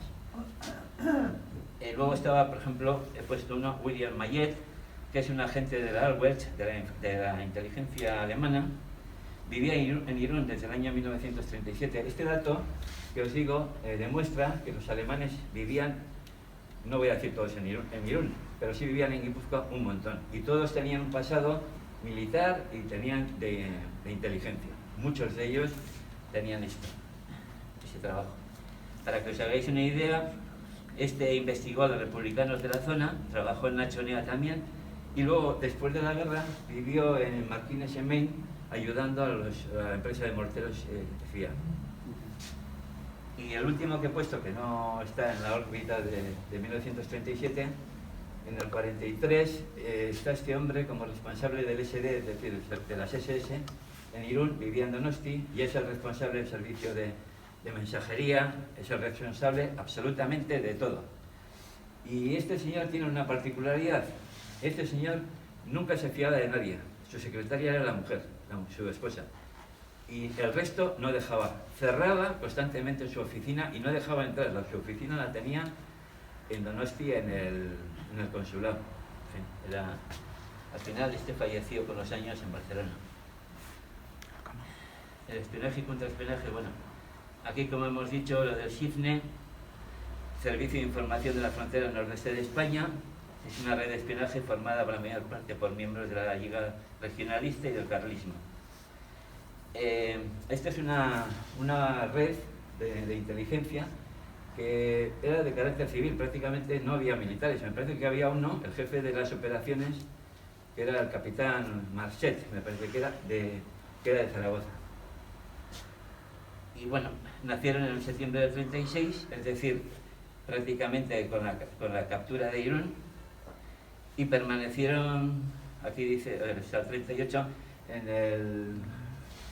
en abril del 37 se unen ya con lo que yo después fue lo del SIMP. Esta casa que veis aquí es una versión moderna, pero esta es Nacho Enea, que existe hoy. Esta, si alguna vez conocéis o vais a San Juan de Luz, encontraréis al lado del cementerio viejo del centro esta casa con unas altas murallas, en fin. El espionaje y contraespionaje, bueno, pues aquí aparece lo que es el SIMP, que es el fruto de la fusión entre la inteligencia militar franquista y el SIFNE. Daban tan buenos resultados los agentes del SIFNE que pasaron con número y todo. Cada agente tenía un número, y entonces estos los cada uno se dedicaba a una labor de espionaje. Esto que veis aquí es la Gran Fregat, que fue la oficina que sustituyó en principio a Nacho Enea. En esta oficina al día de hoy está a unos 500 metros, 600 del faro de Biarritz. Esto se puede pasar un fin de semana hoy día por 500 y pico euros, o sea que os lo digo, para varias personas. O sea, todavía existe, ¿no? Entonces, la mayoría de agentes del SIFNE fueron absorbidos por el SIMP, estaban creando grupos de información y sabotaje, y su alcance era prácticamente toda Europa. La nueva estación se llamó la Gran Fregat y estaba situada en Biarritz. La comandancia tenía un gabinete de criptoanálisis. De esto hay poquísimo, creo que un poquito más de lo que está aquí. Había dos criptoanalistas, que era Jaime Argüelles y Antonio Espinosa San Martín. Con el tiempo, Espinosa San Martín le tocó ir a Marsella, y de allí. Todos eran criptoanalistas y, como pone ahí, su trabajo consistía en descifrar mensajes del enemigo y a la vez encriptar mensajes para poderlos mandar sin que el enemigo se pueda enterar. Hay libros en los cuales se ríen de una manera vergonzosa los franquistas de que los mensajes que venían del lado republicano eran fácilmente identificables, ¿no? No hacía prácticamente ni falta de ser el criptoanalista, pero bueno, esto era lo que había. En total, Franco tenía alrededor de unos 10 criptoanalistas, y luego los fueron preparando más gente conforme avanzaba la guerra. A las figuras de criptoanalistas se buscaba en matemáticos y jugadores de ajedrez de potencia, o sea que eran buenos. Con la cartografía, aquí es, bueno, como la guerra se improvisó de una manera absoluta, unos y otros, pues se recurrió a la compra de mapas de la guía Michelin, y se arramblaban con todo lo que había por todos los sitios. Y creerme que se buscaba en toda Francia. Emisores. Había dos emisores en la comandancia de Irún. Uno se dedicaba al tema del Marruecos español, y el otro era a todas las antenas de espionaje que había, que recibían los mensajes y emitían los mensajes. Las estaciones de espionaje, pues en Iparralde está la Ferme. Esta villa la llevaba la condesa de Girón. En esta villa es donde comienza todo el tinglao, es decir, cómo aparte de los combates que se hacen en la guerra gris, el espionaje y el contraespionaje se empieza a tejer aquí, ¿no? Aparece Quiñones de León como figura importante en la resistencia franquista de Francia, que estaba en París, y aparece un alemán que también vivía en el lado de Guipúzcoa y luego vivió en Iparralde, Frank von Gosch, y este estaba desde el año 22, estaba en España. Y bueno, luego posteriormente, y digo posteriormente, al mes siguiente prácticamente, bueno, en esta Ferme había ya una emisora de radio. En todas las que hay, siempre hay emisoras de radio. Nacho Enea también tuvo emisoras de radio. En Nacho Enea, como he mencionado antes, había muchísimos italianos y alemanes. Y luego la Gran Fregat, donde la particularidad de esta antena era los sabotajes. Sabotajes e información. No había otra cosa. En Europa las antenas que hubo, pues hubo en Estambul, que no tenemos información, en Atenas, en Berna, en Ginebra, en Burdeos, en Niza, Marsella, Port Vendres, Sète, Perpiñán, Toulouse, La Rochelle, yo que sé, había montones de ellos, ¿no? También tenía que ver la comandancia con la información de la quinta columna, sobre todo de Barcelona y de Madrid. Se trabajaba mucho, se les ayudaba constantemente. A veces había excisiones y cosas de ese tipo que lo que hacía era para ellos favorecer a la policía republicana. Pero también la comandancia hacía labores de contraespionaje. Y hay un dato, hay un francés que participa en la quinta columna de Barcelona, en uno de los grupos, un tal Duret, y una vez que entra a los 2 meses, una cosa así, empiezan a caer las redes, una tras otra, como si fuera el dominó, ¿no? Las fichas del dominó. Entonces algo pasa, se establece, hay una filtración de un familiar de él y lo que resulta es que la comandancia de Irún le llama, le dice, preséntate en la frontera de Irún y a ver qué pasa. Es que tenemos un encargo, tienes que hacer una labor, lo típico para... Entonces este hombre deja Barcelona, se pasa por todo el sur de Francia y llega a Irún. Según pasa la frontera, lo detienen, lo interrogan, lo torturan, en fin, todas las cosas que sabemos, y en el año 40 lo fusilan. Entonces, pues bueno, al final, pues todos sabemos cómo acaba esto. La Legión Negra, la sección especial, el objetivo era tener información y producir sabotajes por todos los sitios. Su objetivo era cargarse todos los repuestos republicanos, incluso cargarse a los voluntarios que venían para defender a la República, todo este entorno. Y una de las cosas que nadie habla, pero que existió, y es que la comandancia de Irún, junto con la extrema derecha que hemos hablado de Robert Paillot, estos que pertenecían a un partido que estuvo a punto de dar un golpe militar junto con los militares franceses en el 37, lo que hacen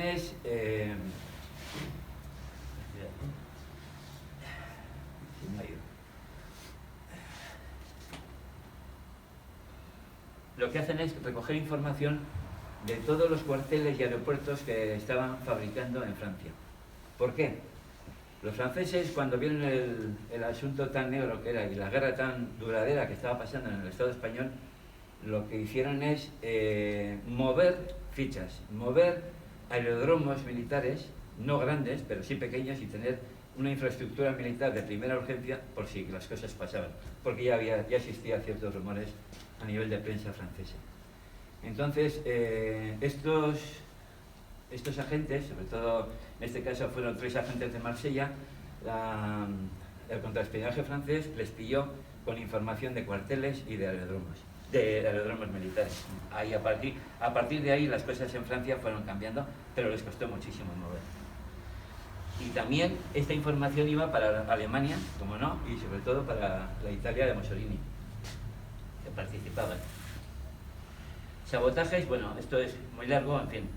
El dato fundamental es que en el noviembre del 37 sale una nota en un periódico español de Marsella, en la cual les dice que se acaban los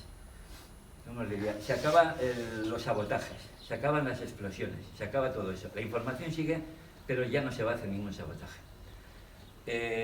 Nosotros interpretamos que Francia estaba poniéndose muy seria y los franquistas lo que hicieron no abrir más frentes y decidieron no tensar más la cuerda, ¿no? Esto es lo que nosotros opinamos. Sabotajes famosos, pues fueron muchísimos. Por ejemplo, os diré, uno de ellos fue el avión de Air Pyrénées que salió de Biarritz y aterrizó en la playa de Zarauz porque pensaban que el Lehendakari Aguirre iba dentro. ¿Por qué sabían? Bueno, pues sabían porque había un agente, un notario, que tenía una villa enfrente del aeropuerto de Biarritz, sabían todos los horarios, y entonces el día que se enteraron de que iba el Endacari, pues lo que hicieron es avisaron a Radio San Sebastián, y les dijeron, van. Entonces unos cazas fascistas, pues bueno, cuando vieron el avión, lo hicieron aterrizar en la playa de Zarauz.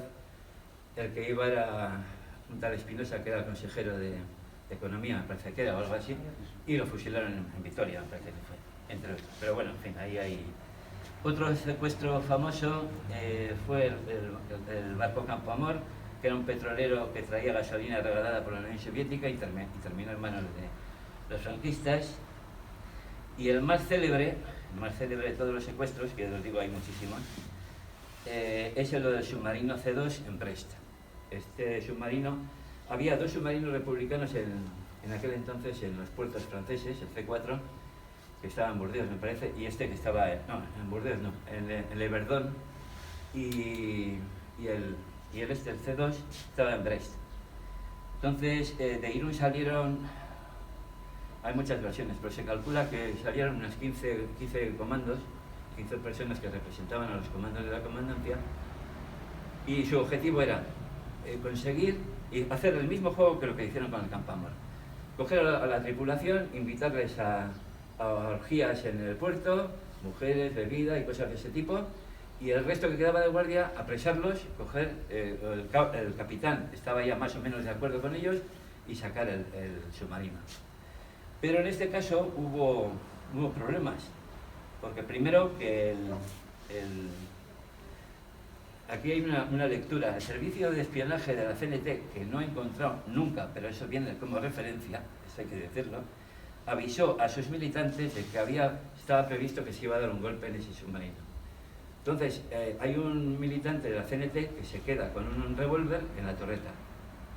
Entonces, pues bueno, él intenta pasar la noche allí. Entonces, cuando aparece el norte del comando con una lancha, suben, entran dentro, les esposan a todos los miembros, y cuando van a salir, falta uno que está arriba. Bueno, sale uno de los hermanos Gerendiain, que eran unos falangistas de Donosti, y uno de ellos le dice, ríndete, no te rindes. Bueno, el tiravira que hay, intenta subir a la torreta y le pega un tiro en la cabeza el anarquista, y ahí queda. Entonces, el ruido que produce el disparo, en una noche silenciosa, en Brest, pues de repente se encienden las luces, suenan las sirenas y se arma lo que podéis pensar, ¿no? Entonces el comando sale pitando, Troncosos coge un coche y se pasa hasta la frontera, llega a Hendaya, le espera el embajador argentino, se mete en el maletero, pasa la frontera y detiene la policía francesa a unos cuantos de estos, y bueno, pues ahí empieza el tinglao. El comisario en jefe de Hendaya le acusa directamente a Troncoso, el otro se pone bravo, pero dice, para que veas tú, yo paso la frontera. Vale, pasó la frontera y según pasó lo detuvieron. Y lo llevaron a Brest, le enjuiciaron y le cascaron 6 meses de cárcel. No le cascaron mucho, porque a la gente que cogían con pistolas les ponían 5 días. O sea que, pero bueno, entonces este señor se jugó el puesto. El futuro de Troncoso luego lo mandaron al frente de Cataluña, a la zona de Lérida, y bueno, pues ahí terminó la guerra, en fin, todo eso, ¿no? No sé, más. Bueno, ¿quiénes participaban? Bueno, en el sabotaje participaban prácticamente, había 2 personas que mandaban todo esto.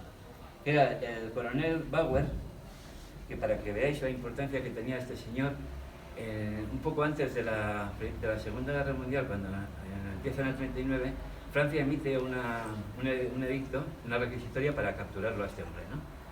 Este hombre era un físico y químico, dicen, renombrado, trabajaba en la empresa ROM de Stuttgart, y bueno, pues lo montó perfectamente. Este se dedicaba a montar explosivos y a entrenar a los agentes.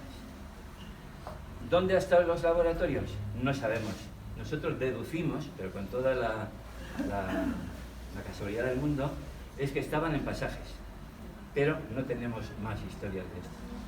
Lo que sí os voy a decir que su compañero de viaje, el capitán Miguel Ibáñez de Opacua, que era de Irún, y en fin, y fue de Irún, luego fue vecino de Irún y se quedó y murió allí. Este señor tocó algo que no debía en ese laboratorio y le voló la mano derecha. Yo lo conocía a Miguel Ibáñez. Y entonces siempre a mí me llamaba la atención de este hombre, que siempre iba con sombrero, muy elegante y tal, que siempre llevaba la mano derecha en el bolsillo. Y alguna vez cuando la sacaba llevaba un guante, que no sé si era marrón o negro, o lo que sea, en fin.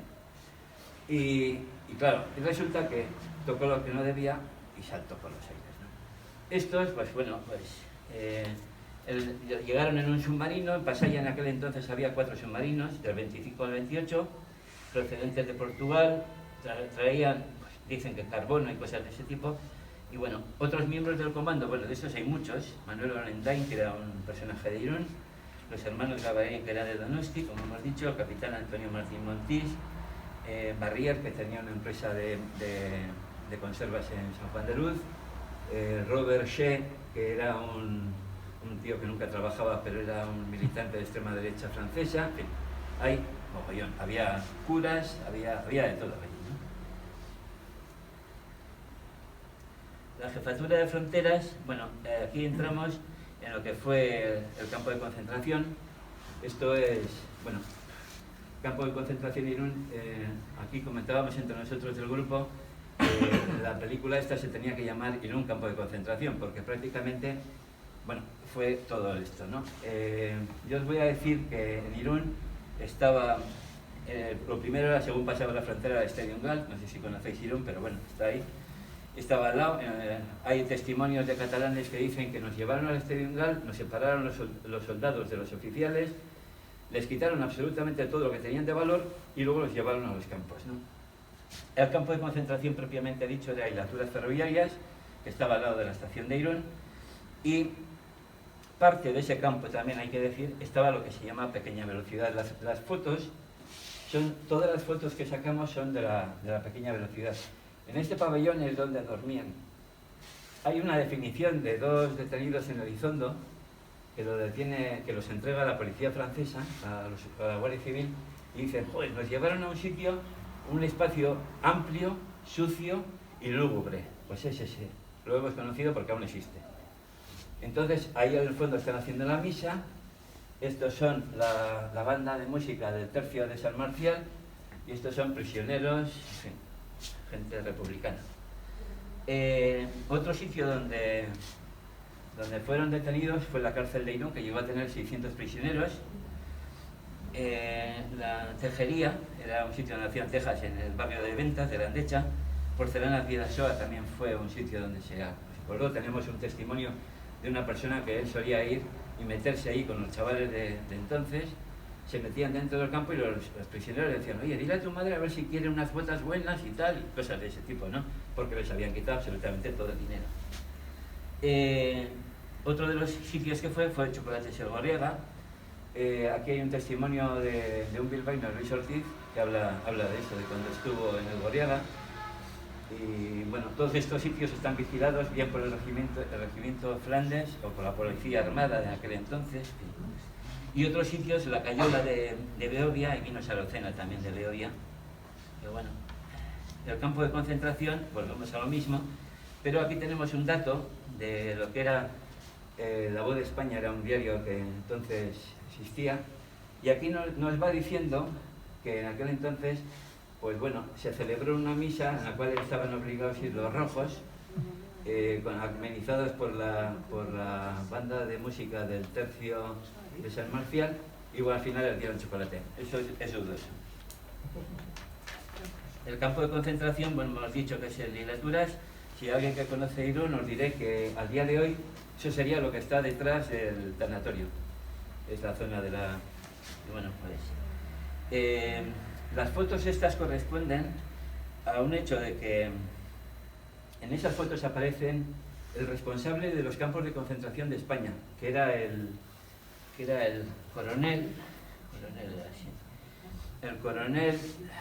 Luis de Martín Portillo y Blanco de Bustamante, que son de propaganda franquista. Es decir, esto es lo que se va a decir a los prisioneros, a los periodistas: mira qué bien tratamos ¿Veis cómo les damos pan blanco para que vayan a sus campos respectivos? Historias de esas que lo hace todo el mundo, pero esto lo hacía. Los mandos que había entonces, que duraron todo hasta el 42, incluido, nadie se movió de aquí, son el teniente de la Guardia Civil Ignacio Antonio Gallego Alonso, luego había el capitán del regimiento número 5 Ignacio Sáez de San Pedro Guaix, y luego había el responsable de la revista Miguel López Díaz. La revista del campo hasta el año, parece que fue el 39 o 40, no estoy seguro, hasta septiembre del 40 me parece que fue, siempre se hacía por números, es decir, tantos hay, tantos han salido, tantos se quedan, o sea, han entrado. Ese era el juego.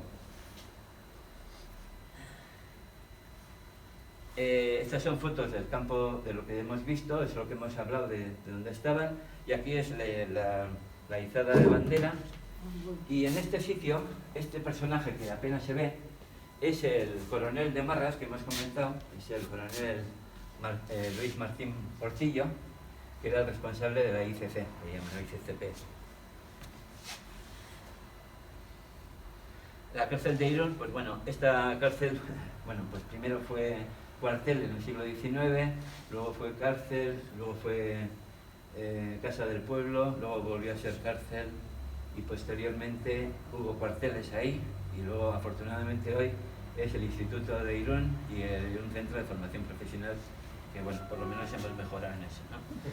En el 37 estaba como director de esa cárcel Norberto Zubicoa, no hemos encontrado nada de él, pero bueno, estaba ahí. Y lo que sí hemos encontrado es que el juez militar que había entonces es un tal Luis Portabella Conté de la Costa, que en principio no nos dice nada, pero este señor fue el primer presidente del Consejo de Administración de Danone. ¿Sí? Danone. Entonces, bueno, le ponemos aquí. Y bueno, esto es, y con esto termino, esto es lo que hay en el fondo, que está, no se ve muy bien, esto es la comandancia que había entonces. Hoy día este edificio es una escuela de niños y niñas del Opus Dei. Entonces, bueno, en este saludo que hacen, tenemos al comandante de la plaza, que fue un sustituto de Troncoso, Sáez Laquero, y recibe al responsable de la zona de Hendaya como jefe militar alemán. O sea, como veis, había desde el minuto 1 del 36, teníamos a los alemanes y italianos en Irún. Pero luego en el 40, cuando llegan a Hendaya, se hace, y tenemos todo el reportaje hecho, sobre el recibimiento oficial a las tropas. Entonces, las tropas se quedan en Hendaya y pasan los oficiales que van andando, prácticamente son 500 metros los que hay de la frontera a este edificio, ¿no? En este edificio se celebra un lunch, se ve lo que hay, aparecen los oficiales italianos, los alemanes, el alcalde de Irún, el responsable de la 6ª Región Militar, López Pinto, bueno, lo que queráis de todo eso. Y bueno, a partir de ahí las relaciones que se establecen son muy fluidas y esto es una de las cosas, uno de los objetivos que tenemos nosotros, establecer y conocer el hilo conductor que había entre Hendaya e Irún por parte, por ejemplo, de los alemanes. De esto, poco a poco van saliendo. El otro día me llamaba un señor de Legazpia, que había trabajado en Patricia Echeverría, y me decía, oye, Coldo, ¿conoces quién era Lescher? Y le digo, sí, me suena. Bueno, total, que miré en el ordenador y sí, efectivamente lo teníamos. Y me dice, pero es que este tío, digo, ya, pero es que este vivió en Hendaya desde el 37. En el 37 se daban las casas a dedo, porque estaba todo destruido, pues estaba muy destruido Irún y a esta gente había que cuidarla. En la casa que vivía estaba a unos 200 metros de esta casa. Este hombre se marchó de Irún viviendo en esa casa en el año 81. Pero aquí empieza la cuestión. ¿Qué nos lleva a todo esto? Primero, en el censo de Irún, el segundo apellido tanto de él no es el mismo. Esta gente tenía doble y triple documentación, pero bueno, eso ya sabíamos. El nombre de la mujer no es el mismo, ni el segundo apellido tampoco. Este señor estuvo en el año 34 de profesor en la escuela alemana en Valencia. Todos sabemos que los nazis, una de las cosas que cuidaban de sobremanera los colegios alemanes, los cuidaban a tope. Y había, muchos de los profesores eran de la AWELT, de la inteligencia militar. Entonces, bueno, entra la duda, empiezas a seguir el camino, poco a poco, este señor lo lleva a Patricio Echeverría de traductor. Y para que no vaya a Irún, le pone un piso. O casualidad que cuando vienen los ingenieros alemanes para trabajar en Patricio Echeverría, le ponen el piso de abajo. Vale. Y el carácter de este señor, no sé si era por su vida familiar o porque Nirón representaba otra cosa, hasta ahí no hemos llegado. En Legazpi era un hombre, pues un tío jatorra que iba, enseñaba el chucrut, enseñaba a hacer codillos, de todo, con todo el mundo, muy bien. Llegaba a Irún y como me decía a mí un tío que lo conoció, me decía, era un tío sombrío, pueblo, un tío sombrío, no hablaba con nadie y siempre estaba muy escondida. Entonces, por eso os digo, volviendo al final, es que los alemanes estaban presentes una y otra vez y siguieron presentes, muchos se quedaron, muchos no hemos sabido de qué son, pero muchos de ellos sí. Y volviendo, y esto como inciso final, os diré, el que hemos visto antes, Alfred Gelsorowski, que era de las SS, que estaba en Irún, este hubo en el año 43, los requetés o cierta facción del carlismo se dio cuenta que Franco les había hecho desaparecer. Prácticamente a estas personas lo que hicieron es poner la carne en el campo de batalla y ahí para adelante, ¿no? Entonces se dieron cuenta que habían sido engañados. Y entonces cierta facción del carlismo empezó a trabajar con los aliados. Los aliados les dijeron campos de aterrizaje, campos para los paracaidistas, cosas de ese tipo, ¿no? La inteligencia militar alemana se dio cuenta de ese juego y la noticia salió de Madrid. Le llamaron a este de San Sebastián, a Alfred Gelsorowski, y le dijeron, ponte las pilas que estos hay que detenerlos. Y dijo, vale, lo arreglo. Entonces, este señor avisó a la policía y sobre todo avisó a los falangistas, a los centros de falange, y les dijo, tenéis comunistas preparados para atacaros a vosotros, comunistas. Entonces, pues, os imaginéis cómo fue. En una semana fueron detenidos todos. Consiguieron armas que estaban en las iglesias. Mirad por dónde la tortilla se da la vuelta. En el 36 pasaba eso para la derecha y aquí ahora ya al revés, ¿no? Pero bueno, paradojas de la vida. Esto es lo que... Y este tío, pues los eliminaron todos. O sea, los pasaron por el pasapules a todos y ya está. O sea, no les temblaron la mano. Por eso os digo que esta gente, luego cuando llegó la Guerra Mundial, lo tenían todo solucionado en este sentido. O sea que, y eso es más o menos todo lo que, hasta donde nos ha dado de sí este trabajo, y que ya os digo, una vez más, sigue abierto y estamos aquí.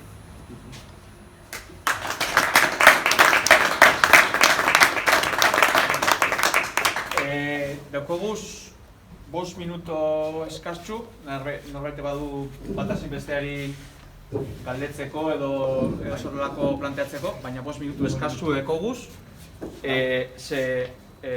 Bai, argaztiko sortzetea dire, 10etan etxeratzea agindua daude, joan behar dira baitere, astra itxi behar da, bai? Eta gero baitere gogoratu behar ditugu zeintzu direzin urrengo ekimenak, bale?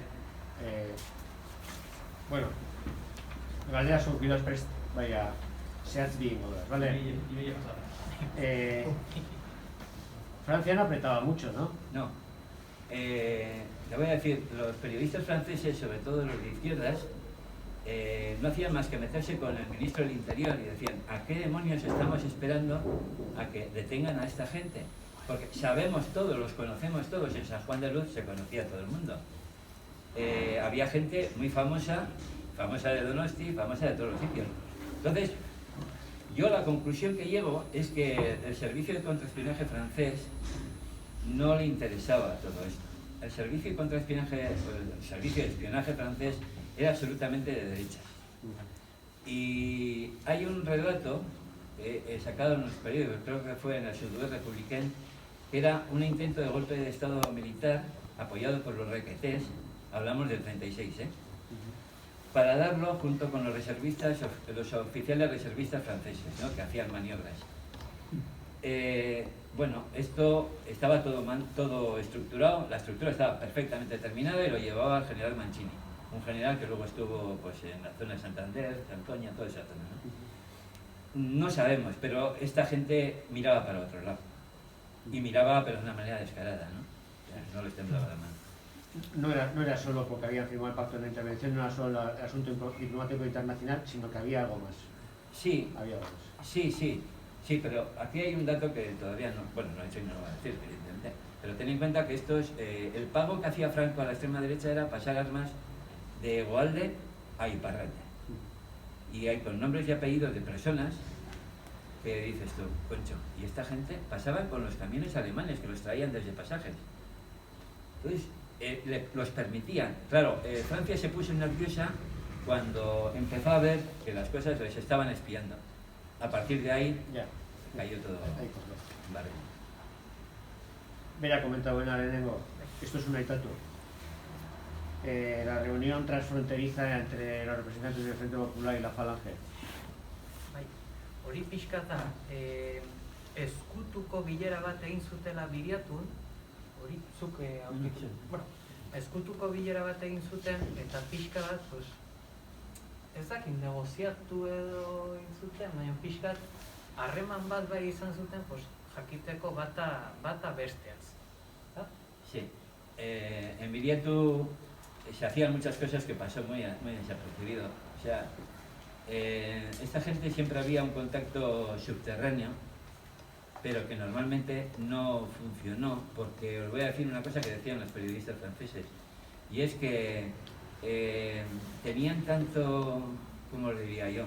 A ver, una palabra así normalita, no chulería, sino estaban tan engreídos del éxito que iban a tener y que iban a salvar a la patria, y que era una cruzada, porque todo al final era un montaje ideológico que se habían montado, habían preparado, que claro, cuando llegaban allí y hacían intercambio de que, oye, podemos hacer esto o hacemos lo otro, una de las cosas que llama la atención es que hay pocos canjes.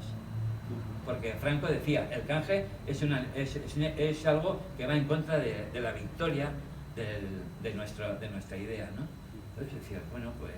Claro, hay una de las cosas que nos tenemos que retrotraer al 36, de cómo era la gente. O sea, una de las investigaciones que hicimos en San Juan de Luz a una señora, le preguntamos, oye, ¿es verdad que en las iglesias rezaban en San Juan de Luz, en Siburu y por ahí, por la victoria de Franco?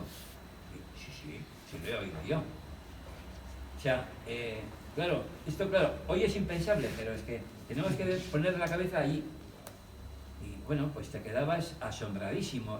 Había dos bloques que estaban, el que había surgido hacía poco tiempo, que era el comunismo, y el emergente, que era pues la derecha, la derecha extrema, pues el fascismo italiano, el franquismo o el nazismo alemán, ¿no? Y bueno, pues eso existió y existe. Pero los contactos no eran buenos, no fructificaban. Hor pixkat, hori itzultzarekin gerrako atxilotuak eta horrela, hor adibide bat bezala dugu, egon zan, ekintza propagandistiko handi bat Hondarribin, hor nazioarteko brigadista desente itzuli zituztela, eta itzulketa horretarako egin zutena izan zen, garaiko prentsa batu zuten Hondarribin inguruan, justo hor ikusten de Koldo Glen aipatu duen hotel hori lo egiten zuten, justo hor inguru horretan batu zituzten atxilotuta egon ziren nazioarteko brigadista hauek, bakoitzari dirua eman zioten, eta gainera dirua eman zion Julián Troncoso komandante militarraren emazteak, eta guzti horri argazkiak atera zizkioten eta dena, eta gero ja askatu zituzten Avenida Zubitikan, eta hauek daian tren bat hartu zuten, eta gero Pariseraino iritsi ziren, baina guzti honen helburua zein da? Esatea, ez behira ze ona den Espainia frankista nazioarteko brigadistak itzultzen dituela eta guzti, baina guzti honekin ere lotuta dagona da Errepublikak Italiako atxilotu batzuk ere itzuli zituela. Hau da, trukaketak gutxi egon ziren, batzuk badaude, baina oso eskutuan egiten ziren, eta egiten baldin bat ziren, zen pertsona bat jaso Espainiar estatuko txoko batean, eta askatu ere beste txoko beran, ez dena batera. Ikusteko kontu independientea direla eta trukaketarik ez da.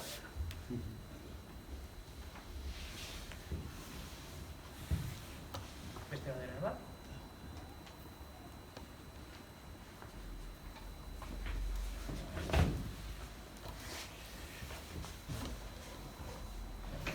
Bueno, ja bukatzen gaude, egia da honek, gai honek ikusten da ikerketa oso zorrotza eta zuzen egin duzuela, eta horretarako emoten duela. Egia da placer badala horrelako, herritik sortzen den ikerketa bat eta konpromesua baitera diraztea eta gero zabaltzeko gaitasun hori edukitzea, batez ere, igual guretzako hain ez ezaguna dan errealitate bat baitere, gerturatzeko aukera pare emoten duelako, eta lehen esan dugun moduan, Euskal Herriaren kosmobizio irudi hori baitere, eraikitzeko baitere, memoriaren bitartez, horienak aipatuen moduan, ezinbesteko elementua dalako. Nik aipamen bat egingo dut baitere, eta lehen justu ondara hitz egiten memoria elkarteko kidekoekin, badokate esposaketa ibilitari bat deportazioen inguruan, orain hainbat herritik baitere mugitzen dela, bidasoaren inguruan baitere zentratua dagoena, eta gu Gernikatik behintzat badaukagu atentzio berezi bat, erakusketa hori baitere ikusteko, kuskusiatzeko eta agian baitere hona ekartzeko, eta orain Maitane Azurmendi gure plataformako kide eta logako kidearen esposaketa dago hemen, baina egunen baten agian baitere, emetik baitere ibiltzeko aukera pare behizien daiteken esposaketa bat bada. Bukatzu aurretik, nuke baitere gogoratzea, Gernika Memorialekukok hainbat ekitaldi antolatu ditugu aste horretan zehar, jada batzuk pasatua ditugu, gure webgunean baitere ikusgai daude ondorengoen bideoak, frase hori esker ere, eta hurrengoko batzuk baitere badaude, izan be, bihar berton hemen astran, Isidro Faguaga El Tenor Olvidadoren liburuen aurkezpena egingo dalako, Gernika Garretan enek antolatua eta idatzi duen egilearekin baitere horren berri jasotzeko aukera emango digu, Jarman Ereña idazlea Eibartarrak baitere hemen egongo dako gurekin. Zapatu goizian sare Gernikak preso errepublikarrek eraikitako Gernikaren maparen zabalpen bat ingo du, eta aldi berdinan baitere bazararaziko du, besteak beste Gernikaren zati bat behintzat preso errepublikarrek eraikitakoa dala, eta horren inguruko ezagupen hori baitere zabaltzeko modua dala. Arratsaldean baitan Neurrousen Kurdistanekiko elkartasun baitzordua badukagu arratsaldeko 5:00 hemen berton egiteko, tartean Astraren bitartez zenidetzea daukagun Lleidako Labaulako kideek etorriko dira zapatuan, eta zenidetze horren beste ariketa bat bihurtuko dugu. Tomekan beste ekitaldi bat daukagu Euskal Margintzari loturikoa, eta astelehenean hitzordu bereziak batez ere 4 minutuekin eta kandelen ibilbidearekin. Ondoren ere memoria egiteko ariketa gehiago egin beharko ditugu, memoria bizirik dagoela eta egunero egiten den zerbait dela, eta horrekin batera, Gernikatik eta bagoaz noiteko hermanatze hori edo zenidetze hori eta saretze hori baitere gauzatzen, eta bidasogakoekin ere, memoria egunero ere egitzen den zerbait desala ulertuta, egiten jarraitzeko konpromiso hori berresten gara.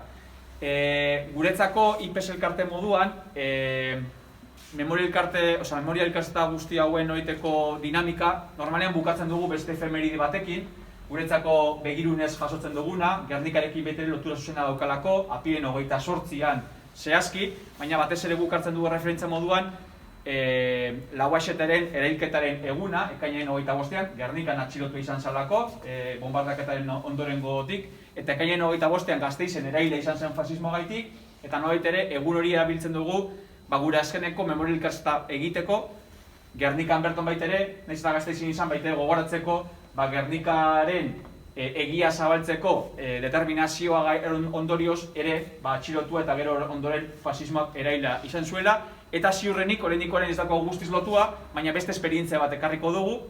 Diman arratian sortuen egitasmo baten berri jasotzeko aukera emango digu, gainera Izaro Astrakidea dana baitere horretan dagoena historiagile eta proiektuaren oiteko ekintzaile moduan berekin hitz egin dugu eta prest egongo litzateke. Oraindik ez gaude guztiz lotua gauzak, denbora falta gaitik besteak beste, baina ziurrenik ekainaren 25an Astran Dimako proiektuaren berri emoteko memoria elkarrizketa bat izango dugu, eta horrekin batera kurtsoen nolaiteko bukaera emon, eta saretze hori baitere, oraingoan Bizkaira ekarriko genuke, baina beste ariketa bat bezala plantatu genuke. Beraz, hortik aurrera, eskerrik asko eta bihar ikusiko gara.